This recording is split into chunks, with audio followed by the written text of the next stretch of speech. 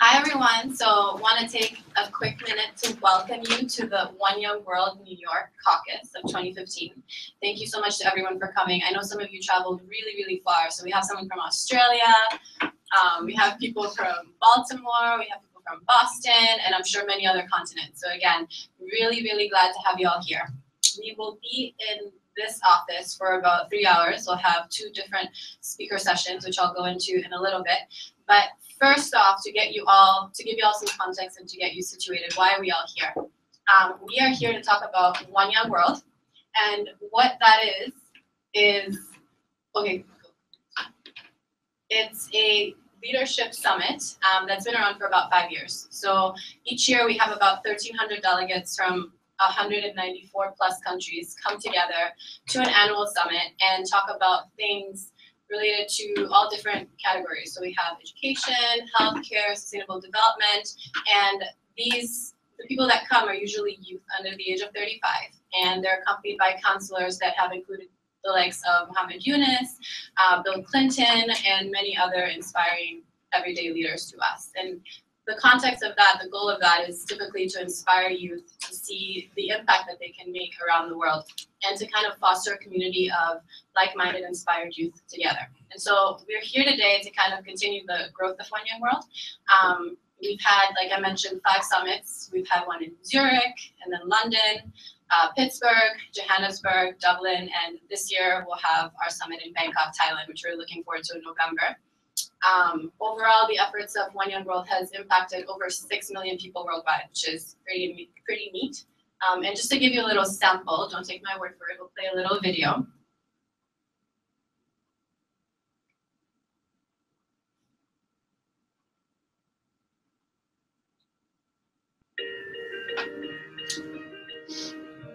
You are the young leaders who are going to have to be a force during this next year for the brave, ambitious, urgent, transformative leadership that the world needs. Today's young generation is the most powerful generation in the entire human history. What a power that is. Yeah, you can be the greatest, you can be the best. One Young World's the most international gathering of young people, bringing together over 190 different countries. Only the Olympic Games brings together more. We believe that from among you, there will be world leaders who drive real positive change. And we ask you, each of you, is it you? As the first truly global citizens, you know better than anyone that cultural and ethnic diversity can be a source of strength. The one defining characteristic of everybody at One Young World is that you believe the world can be a better place. The future is always contingent on now. You understand more about the biggest revolution that's changing the world, the digital and social revolution. Just because I grew up in a disadvantaged community doesn't mean that I'm disadvantaged. If I can write a book on my smartphone, what's stopping me? It's not small, this. It's not a talking shop. We implore you, the United Nations, to value the lives of those dying as much as you would your own. As One Young World, you have tremendous power to help redefine the role of business in society by changing companies from the inside and building new ones. One Young World is the only leadership forum that is given this center stage. The energy that it gives to us, but not only the energy, it's the hope. It's the hope for a better future. The one thing that we should never do again is to never ever take peace for granted. Help me prove that ISIS and other extremists don't represent all Muslims. When I was crossing the Gobi Desert, I thought nobody in this world cared. He said that only the stars were with me. But you have listened to my story. You have cared. Thank you very much.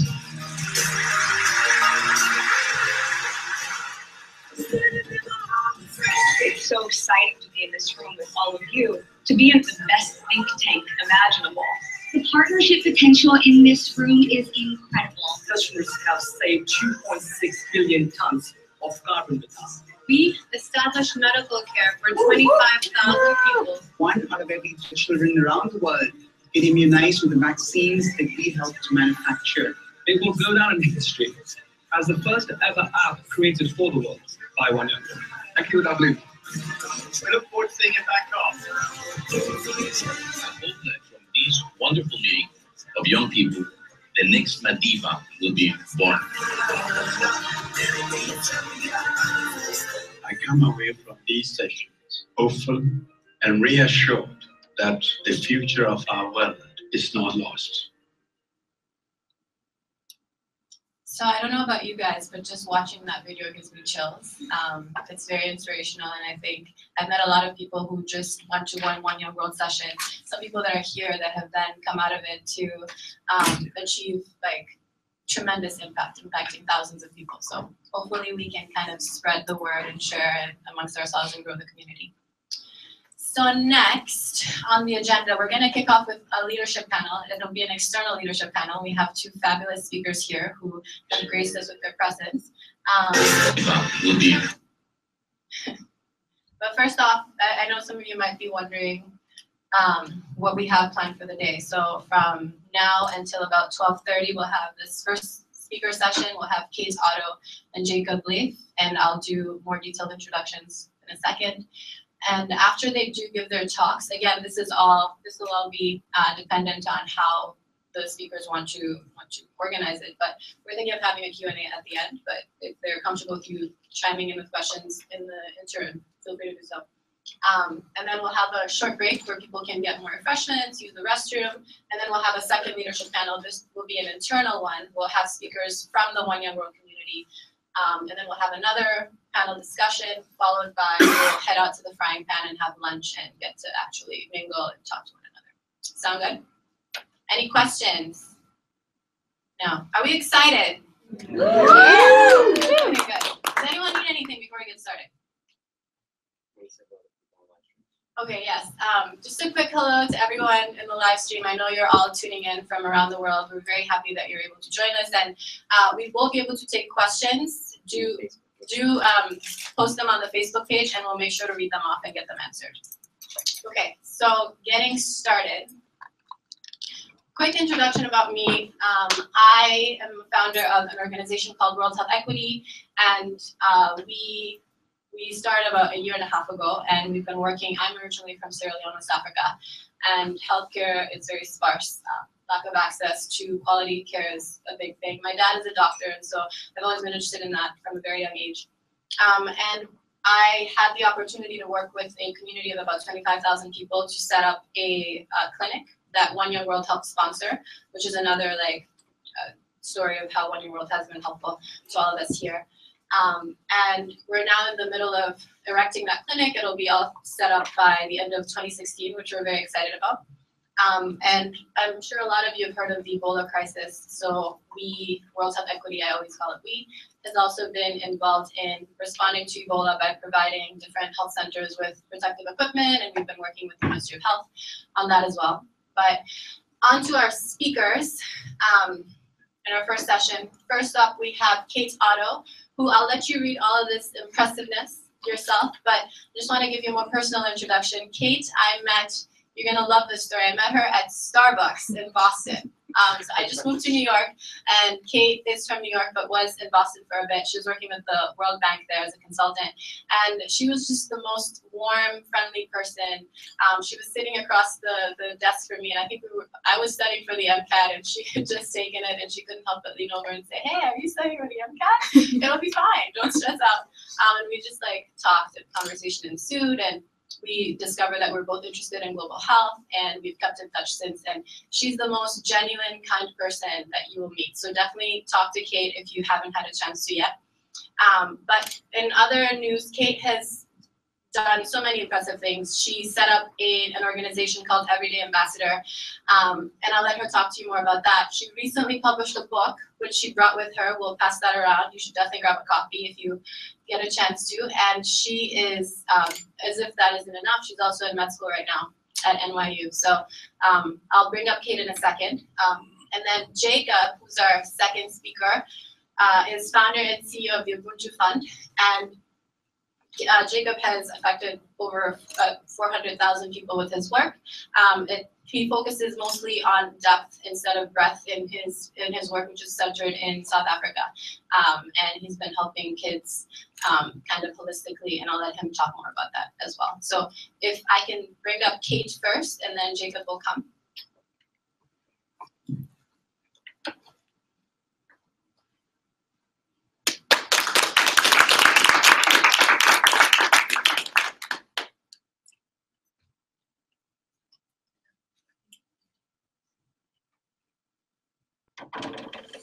Good morning, everybody, and good anything, wherever you are in the world. It might be afternoon or evening.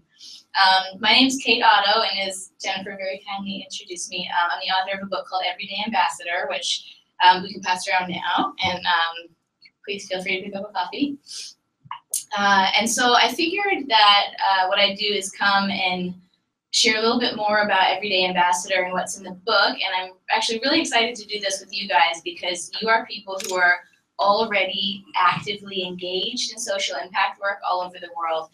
The book was not necessarily written for you specifically. It actually was written with the goal of reaching anybody at any stage in their life who might not be engaged yet in running a social enterprise or running a social impact project, to activate people towards that type of work. So I think, you know, watching that video just now was really powerful and moving. It's the same type of effect I'd like to have with the book and with the organization, is activating and engaging people to believe that they can make a difference in the world.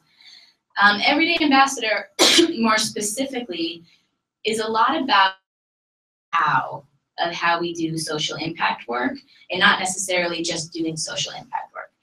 And it focuses on 4 key themes, and those themes are empathy, patience, focus, and humility.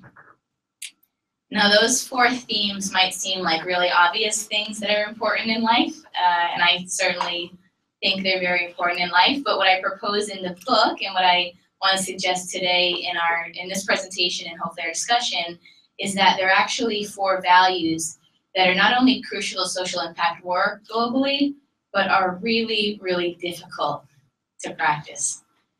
And the reason I think they're so difficult to practice, as I lay out in the book and on our website we publish daily blogs about these ideas, the reason I think is because we're in a world that is very driven by social media and digital communication.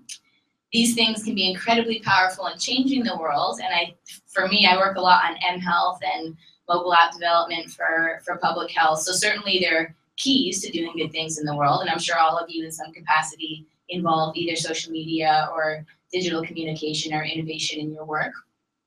But at the same time, what I try to propose in the book is that if we're not careful and we become so enmeshed in a world of digital communication, that it might affect our ability to be social change agents in a negative way. And so the book kind of lays out how that happens. And what I wanted to do today was share with you the 4 kind of reasons around those 4 values why I think that happens. And then I actually would love it to be a little more interactive, if that's okay, in the next 15 minutes. So I might ask some things that I'd love for your feedback on. So that's kind of the roadmap, is going over these 4 different values. So before I start on that, the premise of Everyday Ambassador is that human connection matters. If I want to make a difference in the world, if I want to impact lives in Sierra Leone, lives in South Africa, lives somewhere in the world, probably the most important thing I need to do, or the first thing I need to do, is have a really good relationship with the people who I'm aspiring to help. No matter how good my intentions are, no matter how good my will is, if I really don't understand and know the people who I'm aiming to help, then the help is probably going to be misguided, no matter how well-intentioned it is.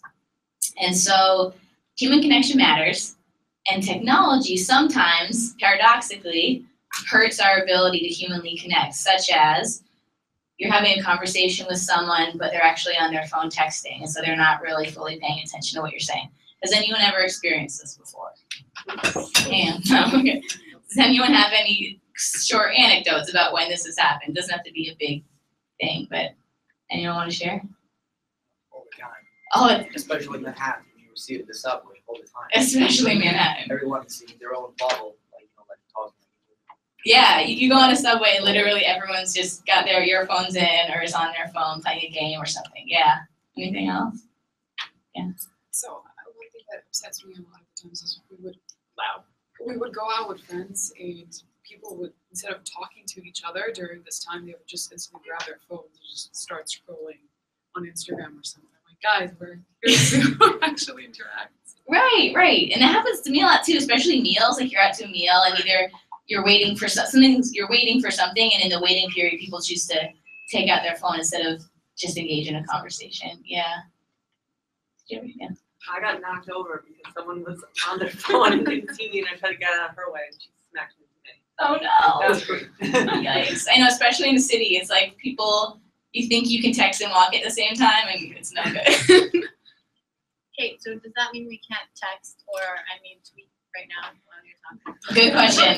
It does not mean that. So we're gonna get around to this. No, this is actually good. So this is clearly a problem. It gets in the way a lot, and kind of the thesis of Everyday Ambassador is that it's not about not using technology or stopping to use it. It's just about using it in more thoughtful and intentional ways.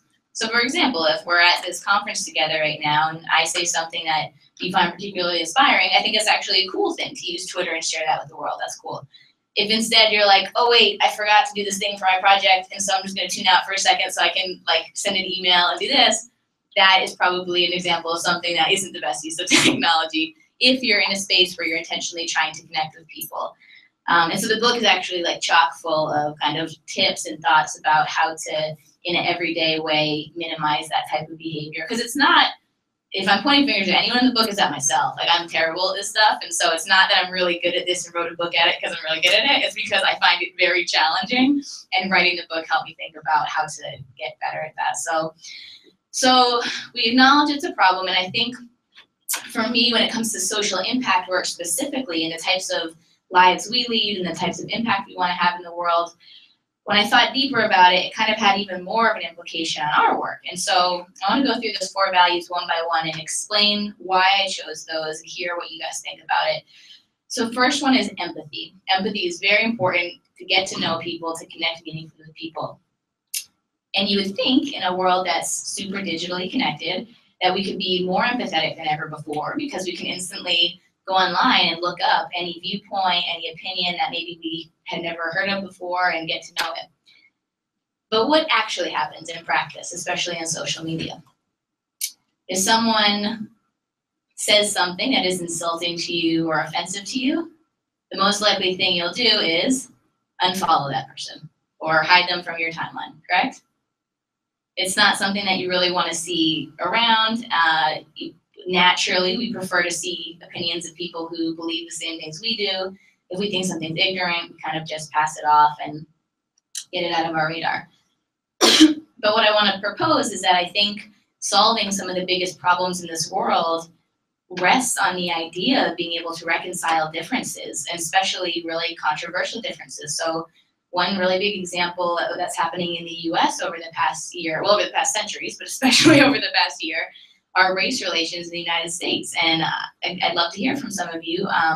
In my personal experience, I certainly tend to have a more liberal friend group, but my friend group also is diverse and includes conservative points of view as well.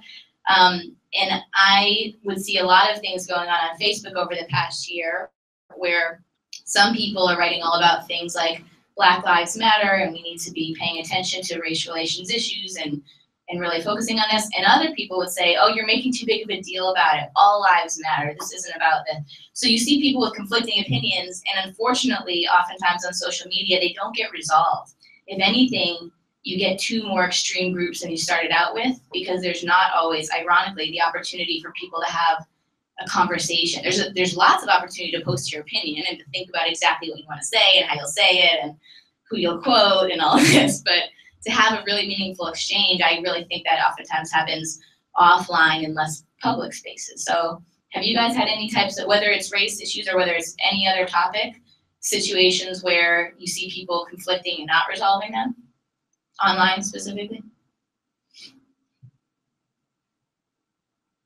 I know that personally, I tend to try and avoid having controversial discussions over Facebook, but there have been a few instances where I've posted an article and said, what do you guys think? Kind of open it up to everyone in my friend group. And there have been conflicting views within the comments section where people go to great lengths to describe how they feel. And what I find is that because we don't have this human interaction where we have body language speaking and we don't have just your actual physical presence there, people can't feel out how each other's emotions play into this, and it makes it very difficult to see each other's points of view. So you can have a very lengthy discussion, but there's no emotion involved with it, and it just leads to everyone being in the same opinion that they originally had. Totally agree with that. Anyone else? Yeah. Speaking of racial discrimination, like in Australia, we have an AFL football player, Adam Goods, who's an Indigenous Australian, and he just announced his resignation last week because over the last few months he's been booed at every game that he's played at. And there's been huge discussions on social media about whether he's booed because he's Indigenous or because he's a bad player, and whether that would have happened to him if he was non-Indigenous. So I just see on Facebook all the time that people start writing things, and what I noticed from reading the initial post and all of the comments is that social media sort of breaks down that, it actually puts up a barrier that prevents you from, like, you don't think twice when you write something. If you think about it, they would not have the same conversation in person, but they are online, and it just gives them license to be more mean-spirited or to say things that they wouldn't otherwise say. So I think it's really important when we're living in a digital world, and it's just going to have a greater influence in our lives, is that we are more conscious about that and ask ourselves, will we say this in person before we write it? That's such an awesome point. Yeah, I think one kind of practice to be more empathetic, whether you're using social media, whether it's online or offline, is just to really think about the fact that you're connecting with another person and there's a human being on the other side of that exchange, and what would be the most appropriate way to actually get through, not just get through to someone with your point of view, but very fairly give them a chance to share their point of view as well. And I think for us, a lot of us believe in very kind of progressive, pro-social causes, and there are going to be people out there who disagree with us. And something, it's not about preaching to the choir with a lot of our initiatives. It's about trying to encourage more people to believe that this type of global progress and changing the world is a good thing. And you're really never going to do that if we make people feel defensive or say things that are like, oh, you just don't understand. So the empathy part of Everyday Ambassador is all about thinking twice about how we interact with people, especially in an online space, and trying to really do service to the social impact that we aspire to do. It's not, like, we're all very lucky to have communities like One Young World and places where people tend to think pretty similarly, although this is a very diverse group ethnically and nationality-wise. Probably it's a pretty homogeneous group in terms of thoughts about the world and beliefs about the world. And so when we think about expanding the support base of our organizations and people who are going to believe in what we believe and help us move forward, it's good to think maybe not everybody has had the same experiences I've had, and how can I share this and engage in a way that really brings people on board. So that's empathy. The second part is patience. So patience is kind of an obvious one where, you know, social media and just the instantaneous nature of a lot of things online, we might not realize it, but conditions us to expecting things to happen quickly. And as I'm sure the other speakers today can attest to, when you're trying to have really meaningful social impact and reach people and grow to scale in a meaningful way, that takes a lot of patience. It's not just about weeks and months, it could be about years. It could be even about decades, really, to see the impact of what you're doing. I mean, a lot of the work you're doing in Sierra Leone around Ebola, you might not see the true impact of that for years and years to come. And it's about kind of becoming comfortable again with that idea that even though we're used to things happening really quickly in our lives, we should be ready for the long haul if we really want to have a true social impact. So have you guys ever encountered this idea of, whether it's yourself or a colleague or a friend, wishing something was happening a lot faster than it was in your social impact work? And it's okay if you feel that way. I feel that way all the time. It's totally a good feeling to have. It's good to be impatient in the sense that you want to see progress, but what types of things have helped you get through that, if you felt that? Kate, behind you. Oh, yeah. Oh, I didn't have an answer for that. Oh, that's okay. You can share that experience. I just feel like because we're in a digital age, I expect things to happen instantaneously. simultaneously, which is not necessarily a fair expectation. Literally, like once a second has passed and I've sent an email or a message or a ping, I expect like an immediate response. It's really hard because of how connected we're kind of conditioned to be now to like understand that someone might be busy or having a real life conversation. You just expect that they're ready and available to kind of answer back. The same thing happens with work and email, but especially when you're passionate about something, it can be really frustrating to wait on people. And if you had those interactions in person, I think you'd understand that it takes a lot longer to get this type of work done, right? Yeah, absolutely. Definitely agree with that. Yeah. I think just kind of back to the question of, we're working on like a social impact project at work, and we work with this 300-year-old bank, so it's really hard to get things done. So I think like the patience part is really important, and we're really excited to kind of like tackle smaller problems. Like what can we do first to at least get something started and get time to market, because the broader project we're working on is going to take some time. So I think even just kind of breaking down whatever we can solve into like smaller tasks that can be like accomplished in a short amount of time to get the gratification.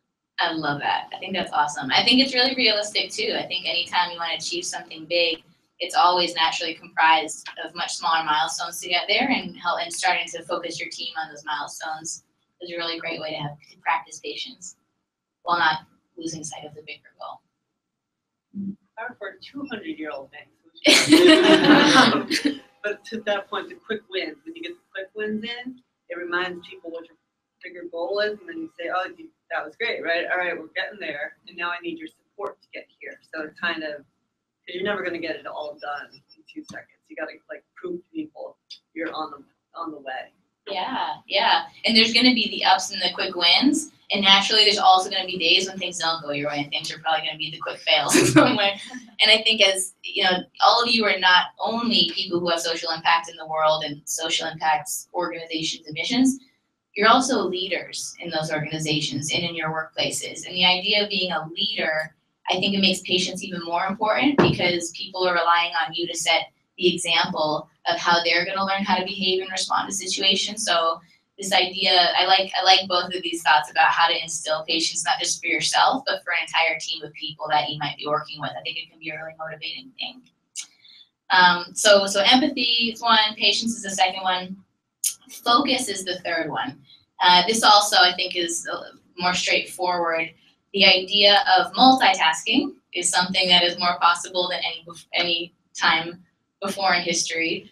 I don't know about you, but I very often have my email up while I'm also sending someone a text message, and there is a video playing in the background, and there's like my laptop is just full of all sorts of things going on. And then in real life too, right? Like we'll be talking to someone and we'll also pull out our phone to text, thinking that we're kind of fully paying attention to that person as we do this. The truth is, as all social science research shows, is that there's no such thing as multitasking. You can't, like, a human being cannot do many things at once. A human being can be doing many activities at once, but you're only focusing on one at a time. You're just dividing up your energy across that. So a lot of research shows how inefficient multitasking actually is, and how much more efficient it is to divide up your tasks and focus your attention on each of those tasks as you go along. I don't know about you, but that's really hard for me. I feel like the more technologies become available to me, the more tempted I am to multitask, because it feels very efficient, and I feel so responsible for the social impact work I do and wanting to have a good impact that I feel like I need to be on all the time and juggling all the time. It can become kind of like an addicting way to work as well. So I'm wondering if you've ever experienced that feeling, and if you think technology fuels it, or whether you feel it. And then also the second question, as before, if you have techniques for dealing with that.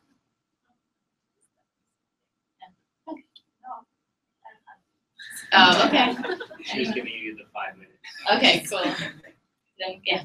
So one of the challenges I have in my work is I work on a lot of different projects at the same time. And I get contacted by a lot of different people. So I'm constantly trying to just battle dealing with all the things at the same time. And one trick I use is I would really set aside, say, 1 to 2 hours each morning and unplug totally. No phone, no email. And I just decide, okay, if I end up go out of work today, once I'm done, what is the one thing I want to accomplish? And I spend those 2 hours to just really get that done. Nice. And if I really focus, it gets done. But if I keep being bombarded with email, They'll never get that. I always get distracted. When you have these distractions, you don't really get really good work done. Yeah. So I try and do that. That's it's difficult great. because you do feel that, oh, I need to be plugged. What if somebody needs me? I need Right. to get back to them right away. But I try and treat email as mail, not as Right. chat. Yeah, which is great, and we're tempted to use it as chat because it can be used as that, it's available. But I think you bring up a good point. You know, especially in leadership positions, people will expect you to be on all the time, and people will need you all the time. And I think it's really healthy to have a period of time in your day, or periods of time in your day, when it's just known that you might not be accessible, and that's okay, and that's how work gets done. And sometimes it's good to make sure that people know that that's your time to do work. We're going to finish up. The last of the four is humility. And what I mean by humility is not let's put yourself below all other people. What I mean by humility is understanding that there are some things that you're very good at, and there are some things that you might not be as great at, or that other people are better at than you. And finding your sweet spot and understanding what you can contribute and contribute well, and allowing other people to rise and flourish with the things that they contribute well. And so the reason why I think this is difficult in a technology-driven time is because we can literally look up anything at any moment on Google, right? And certainly, like, I'm in med school right now. I do that all the time. I hear a disease I don't know. I hear about a body part I don't know. I Google it and I figure out what it is. And if we're not careful, that kind of activity can condition us to feel like we need to be a pocket expert, or like we can know anything right away. So if someone asks you a question and you don't know the answer, it's become less acceptable in some way to say I don't know, because you should be able to know.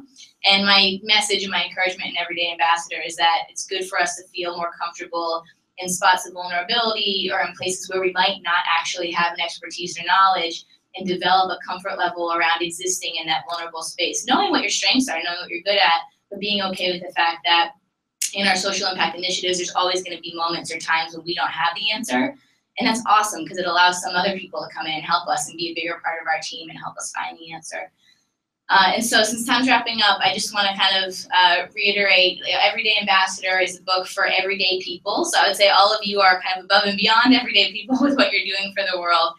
But the goal of it is not necessarily to say you have to start an NGO or you have to travel to another country to have an impact in the world. It's to say that no matter who you are and where you are in the world, it's the way you treat other people that determines whether or not you're having a social impact in the world. And I hope that you guys get a chance to check out the book, and also the website, everydayambassador.org. We publish 6 out of 7 days a week blog content around these themes as well. And if you have any questions at all, we'll do Q&A afterwards. So thank you very much for your time. Thank you so much, Kate. Now we'll bring up Jacob. And Jacob is coming to us all the way from South Africa, everyone. So please give him a round of I did just get off a plane. It's my first interaction with the organization, and it's a pleasure to be here. I'm sorry if I'm a little out of it today. I haven't seen the presentation that is going to be streaming, so hopefully I'll speak in line with whatever's behind me. This is this concept of should your birthplace determine your future is really the theme and what drives our organization. It's this idea that anyone can achieve anything. So let me tell you a little about my story and where I came from and so forth. I'm American, and when I was about 13 years old, my family moved to the UK. And we were in the big city of London, and I started to get into a lot of trouble. And before I knew it, I wasn't into school, I wasn't good at school, and I came across this march, and it was a Free Mandela March. This was to ensure that Nelson Mandela was released from prison and the economic embargoes remained on South Africa to eventually end apartheid. And so I started volunteering. I got caught up in the music, the colors, the euphoria of it all, with no connection to the continent. My family had never been before. And in '94, they took 15 of us. We were all 17 years old at the time. So I guess I'm a bit older than most in the room, but not that much. And we were all 17, 15 different nationalities, and went down to observe this incredible transition from apartheid to democracy. And the story I always tell is a story that changed my life. And it began one morning where we sat with Walter Sisulu, who spent his entire life in jail with Nelson Mandela and was a leader of the African National Congress. And then lunchtime, we moved on and we met with a guy named Eugene Terreblanche, who was a right-wing neo-Nazi, someone who believed, fully believed in apartheid and wouldn't address many in our group because of our diversity. It was a confusing day, and that evening we were dropped in an area called Alexandria, and there's shacks as far as you can see, and it sits in the shadows of Sandton, which is the economic hub of really the continent of Johannesburg. It looks like Lower Manhattan, huge skyscrapers. And we were dropped there, and I met a woman that evening, and she was quite large and quite old. And you're 17, you think you know everything in the world. And I look at this lady, and we start talking, and she's telling me how she waited 30 hours to cast her ballot. And I don't even remember why, it just came out of my mouth. I said, "What do you mean you waited 30 hours? It doesn't make any sense." She taps me on my shoulder and says, "No, boy, you don't understand. I've waited 85 years, and she walked away. And that was the first time I ever asked myself what freedom meant, what democracy, and I grew up obviously in a lot of privilege in a society in the UK or here in the States where these weren't questions we asked a lot. And that next morning I heard a woman speak. She was a law professor from Philadelphia. She was working on the new constitution down there, and I said, "Hey, I'm gonna go apply to University of Pennsylvania. This is my ticket back to South Africa. I want to become part of what they were calling the New South Africa." So a year later, I arrived down in Philadelphia. I find this law professor, and of course, she wanted nothing to do with an 18-year-old. But I bugged her and bugged her and bugged her, and we became friends. I said, "I want to go back to South Africa." And she said, "Okay, find a job." And we just got internet on our campus. So, that last speech didn't totally resonate with me, but we just got internet, and I found this job down in Cape Town. And I like to say I was one of the first guys to get scammed on the internet. So I arrived down in Cape Town for 6 months. This professor sponsors me, and there's no job, of course. It was a complete scam, and so I'm thinking, what am I going to do? I can't call this professor and tell her that there's no job. And so about 12 hours later, I got on a train leaving Cape Town. I didn't know where I was going to go, but I was searching for something different. And about 18 hours into this train ride, I struck up a conversation with a guy who was a school teacher and convinced me to get off in a place called Port Elizabeth, South Africa, of all places. And it's an industrial coastal town on the Indian Ocean side of South Africa. And he said, "Why don't you get off here and come have a beer with me in the townships?" I'm a white guy. This is 1997 now, so on the surface, I symbolized everything wrong in the country, and but I was also 19, so I said, "Let's go have a beer." And we went into this. He called it a tavern. It looked like a shack to me, and there was a scene in the movies where everything goes quiet and the music stops, and I'm thinking, "Shit, this is the end of me." And I was 30 years younger than everyone in that room. I was a very young-looking boy then, and in the corner of the room, one guy motions me over, and I sit with him, and we started having a few beers, and he was a school teacher. And he said, "Why don't you come work at my school?" I was an entrepreneur. I was starting businesses. I said, "Okay, I knew nothing about education." I said, "Sure, but I need a place to live." And that evening, I moved in with his family. So I spent 6 months living in these communities, and I overly romanticized it. There's no doubt about it. I, played a local soccer team, and I really immersed myself in these communities. But in the back of my mind, I knew I could always leave, and I recognized that. However, at the same time, it was a really profound experience for me, and I met people who really believed that education was a ticket out of poverty.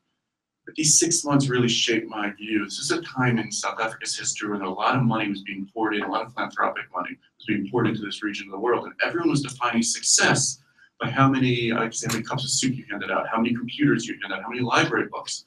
And I'd see one group after another come from Washington, D.C., come from New York City, London.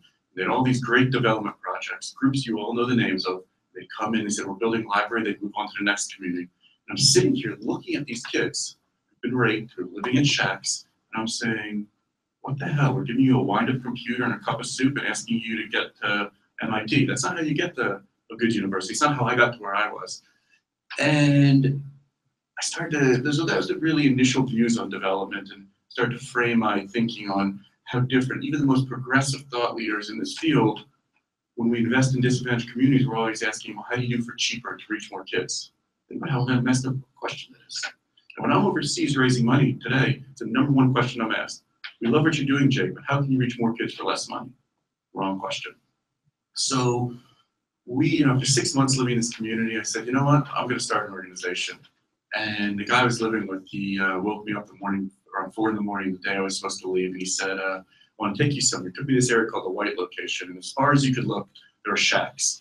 And in front of each shack was a little kid holding a rock over a fire, and they were ironing their school uniforms. It looked good to go to school. And that's when I said to this guy, Banks, that's Banks, good timing. I said, "Why don't we start our own organization?" We decided to call it Ubuntu Education Fund. Ubuntu actually speaks to a lot of the themes that you spoke about. This idea that as human beings, it shouldn't matter our race, our politics, or religion. but we're simply defined by the way we interact with one another. It's what makes us human. I thought that was a very powerful concept and something I experienced living there, and thought that would be a great word to name our organization. However, I was 20 years old at the time. My partner Benson never left the township to Port Elizabeth, and at that time, social entrepreneurship was not a word yet used on college campuses. There was no Teach America in City Year here in the United States. This wasn't an option for university kids. And I remember a university advisor when I came back to my last university saying, "This is nice, but what are you really going to do with your life?" Which is comical now that you see how many amazing young people are trying to change the world. And I took out 8 credit cards on our campus. They used to, back then, they used to give out credit cards. Just get a t-shirt and a credit card, sign your name up. And so I took out 8 and I decided to start Ubuntu. The basic idea was we drew a 7-kilometer zone, okay, around the community of 400,000 people. And I want to take the bottom of the bottom, the kids who've been raped, the kids who lost their parents, and I want to prove that if we invest in these children the same way someone invested in me, we could take them out of poverty. So, hit the road.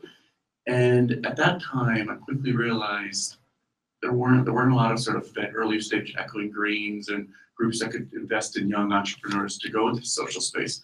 And I want to be accepted. I want to be getting credit. I want to get credibility. And I started to realize the only way to get credibility was to claim you're reaching 40,000 people, 50,000 people. So we started designing programs that weren't lives, but all of a sudden we were reaching 40,000 kids. It might have just been a workshop a year, but we'd tick off the box. And before I know it, the money started flowing in, and I was speaking at Davos. I was on the main stage of Clinton Initiative, and we were reaching 40,000 kids. It was all bullshit, absolute bullshit. And the day I realized it was a friend of mine invited me to meet he was a school teacher in this community. He said, "Come, I want you to meet these 8 kids. It's poetry class." And so I showed up, and they were incredibly eloquent children. They were giving great poems, and I started going back day after day. And then one day it was stormy, it was raining, and so I drove one of the kids home, and he said to me, "Why don't you come in and see my home?" And I walked in there, and rain was pouring through, and I asked where his mother was. He goes, "Oh, I live here alone." And he was 13 years old, and I said, "What good is a poetry class, a computer class, a library, if this kid's living alone? There's no way he can make it." And that was really the beginning of the Ubuntu model, where we shifted everything and said, forget all that. We're not in the business of raising money, because money poured in. We were raising $8-9 million US a year. And we were on the main stage getting all these fancy awards. We weren't actually having any impact on the ground. And it made me realize this concept of scale is what's screwing up this whole sector. It's always about how do you reach more kids? How do you reach more people? It's not about how many lives you actually change. So we really shifted and pivoted, and we said, okay, from now on, our goal is to take a child and actually work with them every day of their lives. And today, philanthropists, a big foundation, say, what's your exit strategy? And there is no exit strategy in raising kids. And anyone who has their own children knows that. I have 2 boys of my own. I don't one day say to them, or I don't say to them, well, you can't see the blackboard. I'm not a vision parent or vision organization. You buy your kid glasses. And too many organizations are out there saying that. They're saying, well, we only do this, or we only do this. Well, you know what? These kids need absolutely everything. And that's really become our driving theme, is our goal is to give our kids what we believe kids all around the world deserve, and that's everything. So we started with grade 8s, and we quickly realized that was too late in the game. We worked ourselves back. Today, we start with pregnant mothers. Most of the world, parenting begins when a child is born. The truth is, science is rock hard, and for doctors, you all know this, and for anyone who's given birth know this, it starts when you're pregnant. If you don't get that right, you're gonna play catch up your entire lives. So we start with pregnant mothers, HIV positive. We ensure a healthy birth, HIV negative, 100% success rate. We then work with these kids every day of their lives, providing medical, psychosocial, educational, but the truth is they're with us only 12 hours a day at the most. So most of the time, it's about getting into their home, stabilizing the home environment. There's no point investing in a child if you send them home and they're being abused, there's no parents, there's no food. So it's just really this holistic concept of how do you raise a child. And it's funny, I still to this day get to go to all these conferences, everyone's like, well, we want you to speak on your great innovation. There's no innovation, there's no magic, and it's just hard work in raising kids. And it's sticking with it. It's expensive, it's not cheap.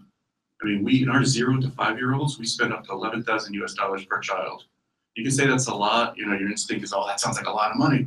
That's what it takes. We're always looking to improve systems and efficiencies, but it's a lot of money to take a child who's been raped. It's got 5 counseling sessions. God forbid, anyone who's experienced real abuse knows this is something you do with your entire life. It doesn't happen overnight.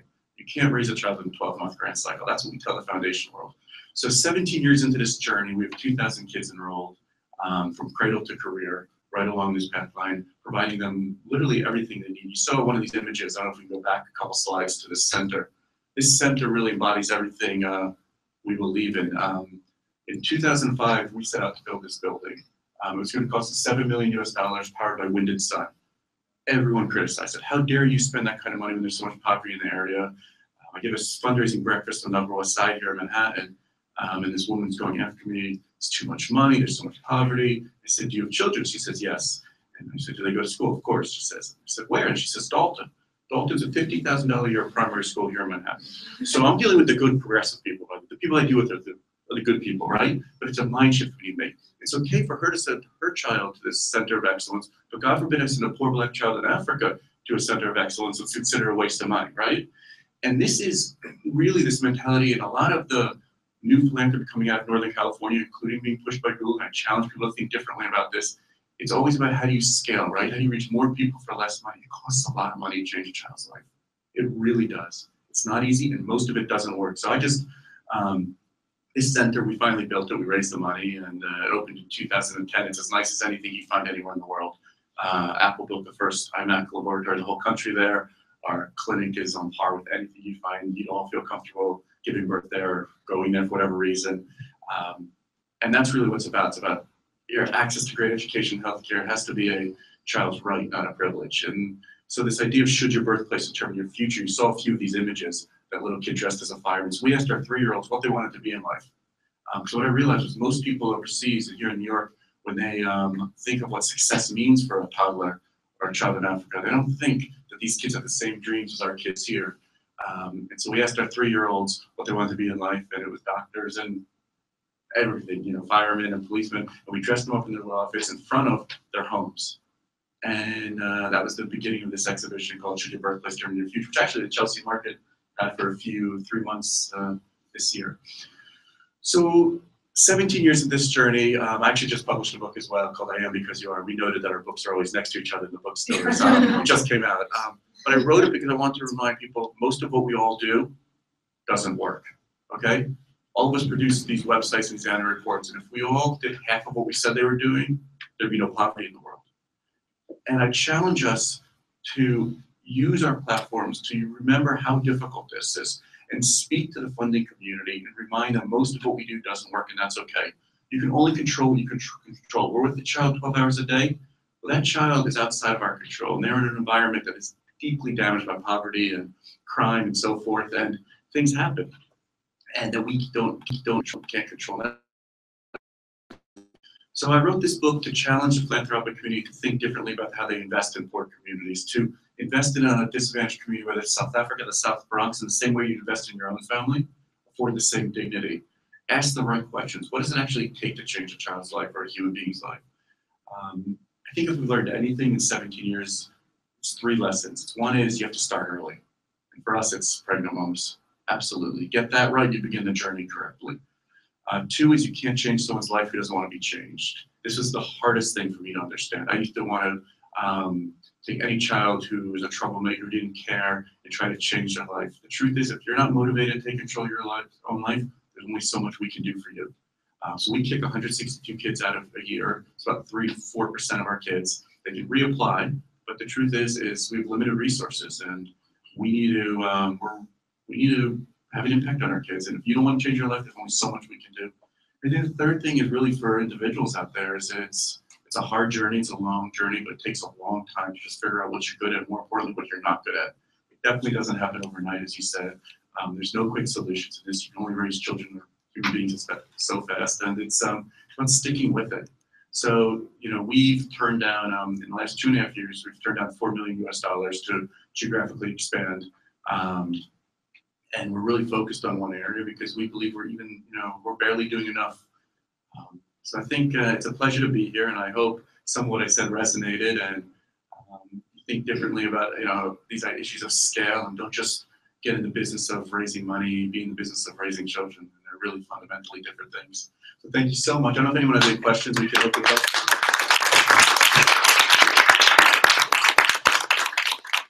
Thank you to both of our panelists for being here. And I want us to focus on Jacob because I believe you have to leave soon, correct? My boys are in the park next door. He's gonna go pick up his kids, speaking of children and raising them, but yes, go ahead. Well, thank you both for being here. My question is for you, Jacob.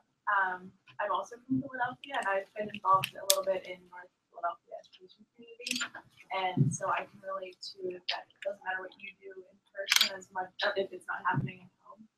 So whenever you mentioned that you're trying to stabilize homes in this area, what kind of approach do you take? Sure. So our team. So where is grassroots? When all of you hear grassroots, what do you guys think? You think fiscal mismanagement, inefficiency, right? I mean, we all do. Truth is, grassroots, if done right, is damn beautiful. It works. It's bottom-up development is real, and it can happen. And so we set out to professionalize grassroots service delivery. I'm going to come full circle here and answer this. And so all the money we raise goes into hiring quality, competent people, staff salaries, basically, compensation. Let's get out and say that we need people. We don't need more program supplies. Right? You need good human beings to raise kids. So our team all comes from our communities. They all have at least a bachelor's degree. They're social workers, chartered accountants, psychologists. We have a team of family support services, specialists, who go into each home every month and make sure what's happening in this home environment. Is there abuse happening? Is there a roof that's leaking? And we just start stabilizing that home environment. And the earlier you can begin, the better. So the idea of we start with pregnant moms. Most of the world has never seen an ultrasound machine, right? So we were able to get one from Philips donated, which is a $250,000 piece of machinery, which my board would never have approved, of course. And being able to show a young mother and hopefully a young father in the first trimester an image of their baby makes it real. So parenting doesn't begin when the baby's born, it begins in that day. And you're able then to begin parenting workshops. Once again, it's not me who's doing that. Like I said earlier, I'll never know what it's like to have grown up in a shack or grown up in that area. So our staff comes from our communities. However, this idea of culture, I do want to touch on this. It's one of the most dangerous words in English language. I've heard culture used to defend the worst atrocities in the world. And I think it's something we always fall back on to say to the others, well, you don't understand, this is my culture. Well, you know, it was culturally appropriate to have slaves in this country, right? At one point, doesn't mean it's the right thing to do. And we really have built all of our programming around this idea that a child's right always trumps culture. And I really encourage all of us to continue to explore that concept within your own organizations and how you build things out, and really be careful how we embrace that word culture. So it's about getting into the homes, understanding the homes, but it's not you doing it probably. Someone who is understands a little more about what's happening in that community and so forth. Any other questions? Hi, Jacob. My name's Ariana. Thank you again for your very interesting thoughts. I appreciate your honesty and being so forthcoming with us. In terms of the funding, the fundraising landscape, I'm just wondering, like, what have you seen a shift in the fundraising landscape in terms of moving away from these scale outcomes more towards what you were talking about? And if you have seen that, what do you think has been the most compelling pitches to funders to make them understand? That's a great question.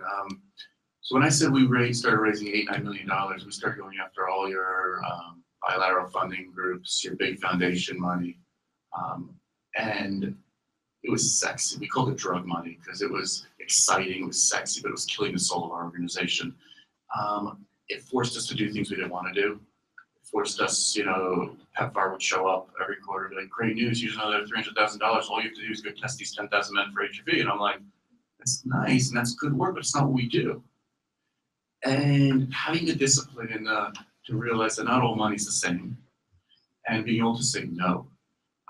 And so we've built a strategy, right? We know what works, what doesn't work. And we ask investors, we've actually basically weeded ourselves off of over the last 3 years of all foundation money. We actually really raise mostly off of high net individuals now. Some corporate support as well, especially on that very continent. But mostly high net individuals who will give us 3 to 5 year grants, who will let us measure our progress, not against where we want to get to, but against where we've come from, meaning, are we making progress? Are we learning each step of the way? And I think that's really important in communicating that to your funding base. But from the beginning, for us, it's about building relationships, reporting honestly what's working, what's not working, and most of what we do doesn't work. We all know that. So let's not all just produce these glossy annual reports. It shows us all the great work we're doing. It's doing no one any good. And some foundations are moving in that direction. Absolutely. We needed to encourage the philanthropy community to take a lot more risk, right? To let us dream big, right? These are complex social problems we're all dealing with. We need to dream big, have our Tesla moments, we're not able to do that because we're so worried about the next grant coming in. You know, give us that ability, that unrestricted funding to really go out and pilot something, to take a chance. And that's where real innovation comes from. It doesn't come from on a 12-month grant cycle where you're reporting every penny back. It's not enough. And you know, the foundation world in this country used to drive change, some of the greatest social programs we've seen, and now they take more risk in how they manage their own endowments in the stock market than they do with the money they're giving away. And that's just the truth. And we need to push them to think differently, to invest big, to take chances on leadership teams, give it unrestricted and let them go out and let them spend the money. Who cares how it's spent? The goal shouldn't be, do I spend 15, 20, 30% on my overhead? Overhead's a ridiculous concept that is, right? It should be, am I producing the results? And if I decide to spend that, that's just an accounting line. If I decide to spend it on pens, who the hell cares? It's, am I producing the results? And we're not giving, you know, there's a lot of righteousness that just because someone has made their money in trading stocks or whatever doesn't mean they know how to solve global poverty. Let's let the experts who do know how to solve it do it. Anyway, I'll speak about this all day. I don't know, I'm sorry, I don't know if there's, I've got 2 more minutes and I'm sorry, I've got to go pick up my kids. Yeah, let's childcare issue. If there's one more question. Switch to Kate. I saw, so these two will be the last. Sam first. And Ariana's org is very similar to the work that you do, so hopefully you're able to connect. Hi, my name is Sharon, and my question's kind of building upon the answer you just gave. I was just wondering how, you know, obviously it's easy to measure success by the number of people that you're reaching. So how have you had to change your measure of success and how that has evolved over? Sure. So, I mean, the idea of outputs as a measure of success is ridiculous. We see it over at the UN right now, right? It's like we see it at the Clinton Global Initiative this starting tomorrow. It's always about outputs. It's, if you want to be on the main stage, you have to say you're handing out 400,000 blank. That's not, you know, 400,000 crackers doesn't change a kid's life. It's putting a Band-Aid on an axe wound. So we really try to think about going deeper. So our end goal is getting cradle to career, getting kids into employment. But that takes a long time. So along the ways, what are some of the key indicators we figured out? One measure is keeping the young mother alive. The minute the mom dies or is out of the picture, that's when a house becomes destabilized. That's where kids go into transactional sex, crime, survival mode. So we have 1,400 moms on HIV drugs. So adhering to your HIV drug regimen. So for us, it's that's a key indicator. So we have a 97% adherence rate to the ARV drugs. That's compared, then we compare it to what's happening in the larger region. So in our case, it's 57%. Our kids are matriculating from high school to 72% rate compared to 37% in community. So we look for sort of how we can, what are some of the key indicators of success along this pathway out of poverty? And then how do we take that and compare it to what's happening in the region and are we outperforming? Any other questions before I'm so sorry I got to run. Sorry, there's the last question. Okay. Oh, sorry. Hi Jacob, my name is Tasha. So I come from a bit of a different background. I'm an electrical engineer. And I have attended several social entrepreneurship conferences, and I love the speech you gave today because a lot of the times my impression is that all I hear is talk. Just talk, talk, talk. Whereas you, I actually feel like you're making an impact, you're making a difference, you're really changing things. So my question would be what it is that I can do. Because I'm an engineer and I actually do care. I want to make a change, but I don't know how to do it. So what can I do to actually help and, you know, do make a change and not just talk, I guess? One of the, 3 years ago, I was offered $10 million to open a second Ubuntu with these 2 hedge fund managers, offered in a community. I'm not even to tell you where it is right now. We opened Champagne. We were so excited about that. And now we were like, what are we doing? I don't have any connection to that community. I have no passion for that community. And we turned it down. And it's about passion, meaning this is such hard work, whatever it is you choose to go into. And you need to feel something, you need to feel a deep, real connection to it. So I encourage you to figure out what it is you are passionate about, whether it's in your family, whether it's your religious community, your school community, your work community, or somewhere in the global community, finding some issue or a community or something that because it's the only way to, it takes so long. It's not a job, it's a lifestyle, and it takes, you have to be able to give 100% of yourself. But I agree, I loved what something you said earlier about, you don't have to go start an organization in South Africa. That just happened to me where I was inspired in something, you know, there's so many ways to make meaningful change, but let's use that word meaningful and not just trying to do it for the sake because we're supposed to do it. And if it's gonna be meaningful, you gotta feel passionate about it.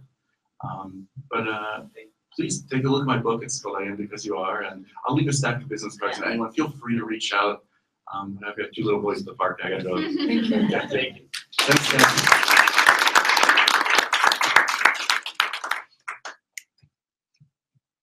Yes, thanks again, Jacob. And he has his business cards. We'll pass them out to anyone who needs them. And thank you very well.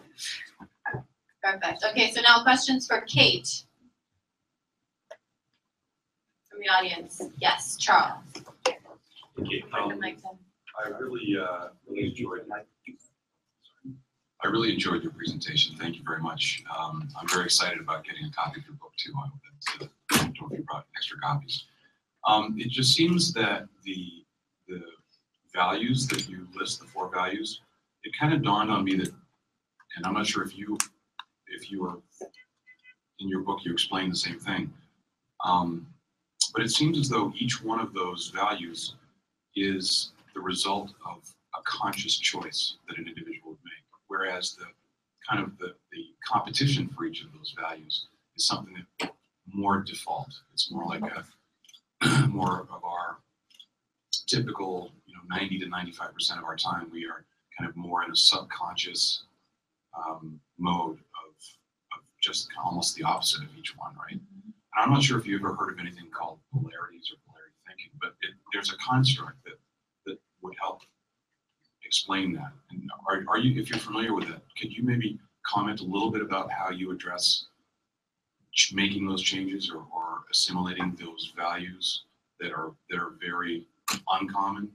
And I don't mean they're incapable for each person, but they're not the most common state of mind because it requires it seems to me, it requires a state of consciousness that we're not always at. Absolutely. Charles? Right? Charlie, yeah, thanks for that question. So one thing, another similar type of thinking that I think is similar to polarity is just intentional living. And there's a lot of research and there's a lot of writing around this idea of intentional living and lifestyles, and certainly Everyday Ambassador tries to emulate those principles as well. So I would agree with you. These 4 things require conscious effort to do. They're not our default mode. And I think that that is what the book kind of strives to get us to think about, is knowing that most of the day we're naturally going to spend in a default mode by necessity. How can we create new practices and habits in our lives that allow us to fall into a default mode that is these 4 values? Because I think that's possible the more you practice, like neurologically, the more you do something, the stronger those pathways become and the more likely you are to fall into that behavior. So the book actually at the end of each chapter gives some thoughts and tips and ideas of, in an everyday way, even if it's like, go out of your way to actually have to wait in a line every day at some point and be okay with that and not get crazy or not get stressed out about it, kind of conditioning yourself to be okay with situations of having to wait or having to manage, having to focus instead of multitask. You're really giving yourself an opportunity to make that your default mode. Sure. And I have a quick question for you, Kate. So something that we've all seen a lot of, like last year we had who remembers the ALS Ice Bucket Challenge? Right, so, and then we had the Ebola crisis, and I remember I personally did an Ebola challenge that kind of like hopped on the bandwagon of the ALS Ice Bucket Challenge. We have all these different campaigns and different hashtags, and there's this whole like incentive for people to want to post things on social media, but how do we know, or naturally not all of them actually follow through and have actual impact on the ground with different projects, but how can we consciously do better to make sure that we're not just posting on social media or tweeting about something, but we're actually doing more to impact the people that are affected? Yeah, awesome question. It's something that we're going to continue to be bombarded with in life now, and I don't know where hashtags are going in the future, but they'll probably be with us for some time. So, you know, I'm really glad that Jake was here actually to be kind of, you know, another speaker who is truly on the ground changing people's lives in a really deep and meaningful way. I don't know this for sure, but I would probably guess that Jake does not spend most of his days, you know, necessarily marketing the work or having hashtags for it, or getting it out on social media. He's really busy doing it. He's really busy doing that work. And he's very fortunate that he's been able to get the funding to be able to do that, which is something I think we should all strive to do at some level in our lives, is focus a lot of our energy on doing and actually having an impact. That said, I do think that the social media environment has become a new and really important space for learning and for sharing knowledge. And I think that, you know, a lot of people criticize the ALS challenge saying, you know, it's all about you and you getting likes on your Facebook, and it's not really about, like, you're doing this stunt so it looks like you're a good person. And yes, maybe you give money, but this seems self-centered. I mean, okay, it's okay to criticize, but at the same time, like, you did make a lot more people aware of a disease that otherwise might have been aware of it. You did end up generating funding. They ended up getting a lot of funding for that towards the disease otherwise wouldn't get it. So kind of taking in stride that, like, no, dumping a bucket of water in your head is not solving ALS. Like, you're not saving the world. But if it's done with this right intention and you actually are giving money to this organization and you're following through and doing it in a spirit and related actions that are making a difference, then that's great. And I remember when you did the Ebola thing as well, and I thought that was fantastic, because, to be honest with you, a lot of people really misunderstood and didn't understand what was going on with the Ebola crisis. And you can't always expect someone who's not familiar with an issue to naturally just understand all the nuances of it because you do. But if you can at least get something on people's radar, get people thinking more at like a global citizen, everyone's going to join this type of work at their own level. And for each of you, people in your life, you're going to have some people in circles in your life who are going to be huge active supporters who are standing by your side, doing the work on the ground with you. You're also going to have an even bigger circle of people who are never going to be able to be on the ground doing things with you, but who are going to be able to support you or wanting to support you in some way. And sometimes this kind of social media platform isn't a good way for people to engage.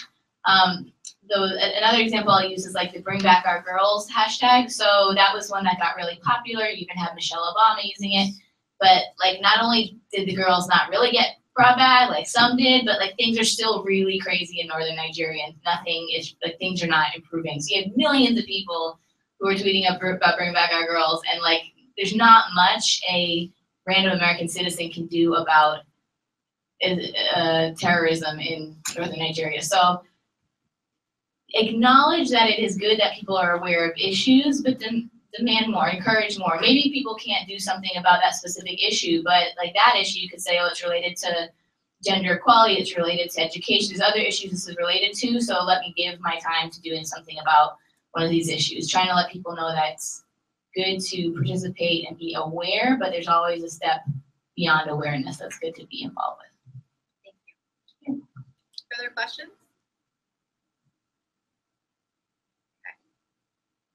All right, well, let's open it up to like further discussion. We'll have a break until 1 p.m. for bathroom and everything, and we'll thank Kate. We are very excited to start up our next panel discussion, and this is very, very meaningful to me, at least, because I know each of these three individuals even more personally than I did the past speakers. These are all our fellow One Young World ambassadors. And what that essentially means is these are people who are part of our community. Some of them have come to a One Young World conference, been inspired, and then gone out to affect real change, real tangible impact. And so, again, just a manifestation of the impact of One Young World and how each of us can actually follow our goals and how it's not that hard to do. So we will have another panel discussion with 3 speakers. I'll introduce our first speaker. Parker Liautaud is by day he studies at Yale, and when he's not studying at Yale, he's an amazing adventurer. He has been to One Young World since the very beginning. He's been to all the summits, and he had a goal from a very young age as a teenager to visit the North Pole, and has since been to the North Pole 3 times. And during each of those times, one of those times he set a world record as being the youngest man to get to the North Pole, which is very exciting. And Parker in 2013 was named to Times Magazine's 30 Under 30 list. And suffice to say, he's a very inspirational, exceptional young man. And I'm going to welcome Parker to the stage to tell us a little bit about himself, and we'll take it from there. So warm welcome, guys. Thank you.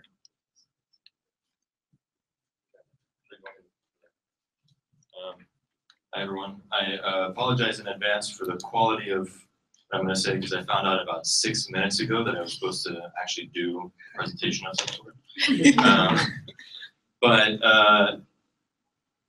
Yeah, I feel like, so first of all, thanks for having me. I jotted down some notes in the 5 minutes since I found out that I was actually supposed to be able to do a presentation. And so I wanted to talk about a few things that maybe are most relevant this year and in the coming year to the work that I'm doing, at least. I can't really speak to all the other amazing work that the other ambassadors and people here are doing, but I work mostly on climate policy and climate science. On my expeditions, I did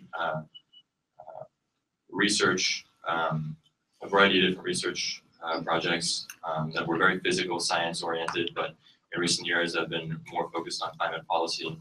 And I actually just wanted to quickly correct you, because I want to make sure that I'm not complicit in a lie about the world record. The record I set was for the South Pole, not for the North Pole.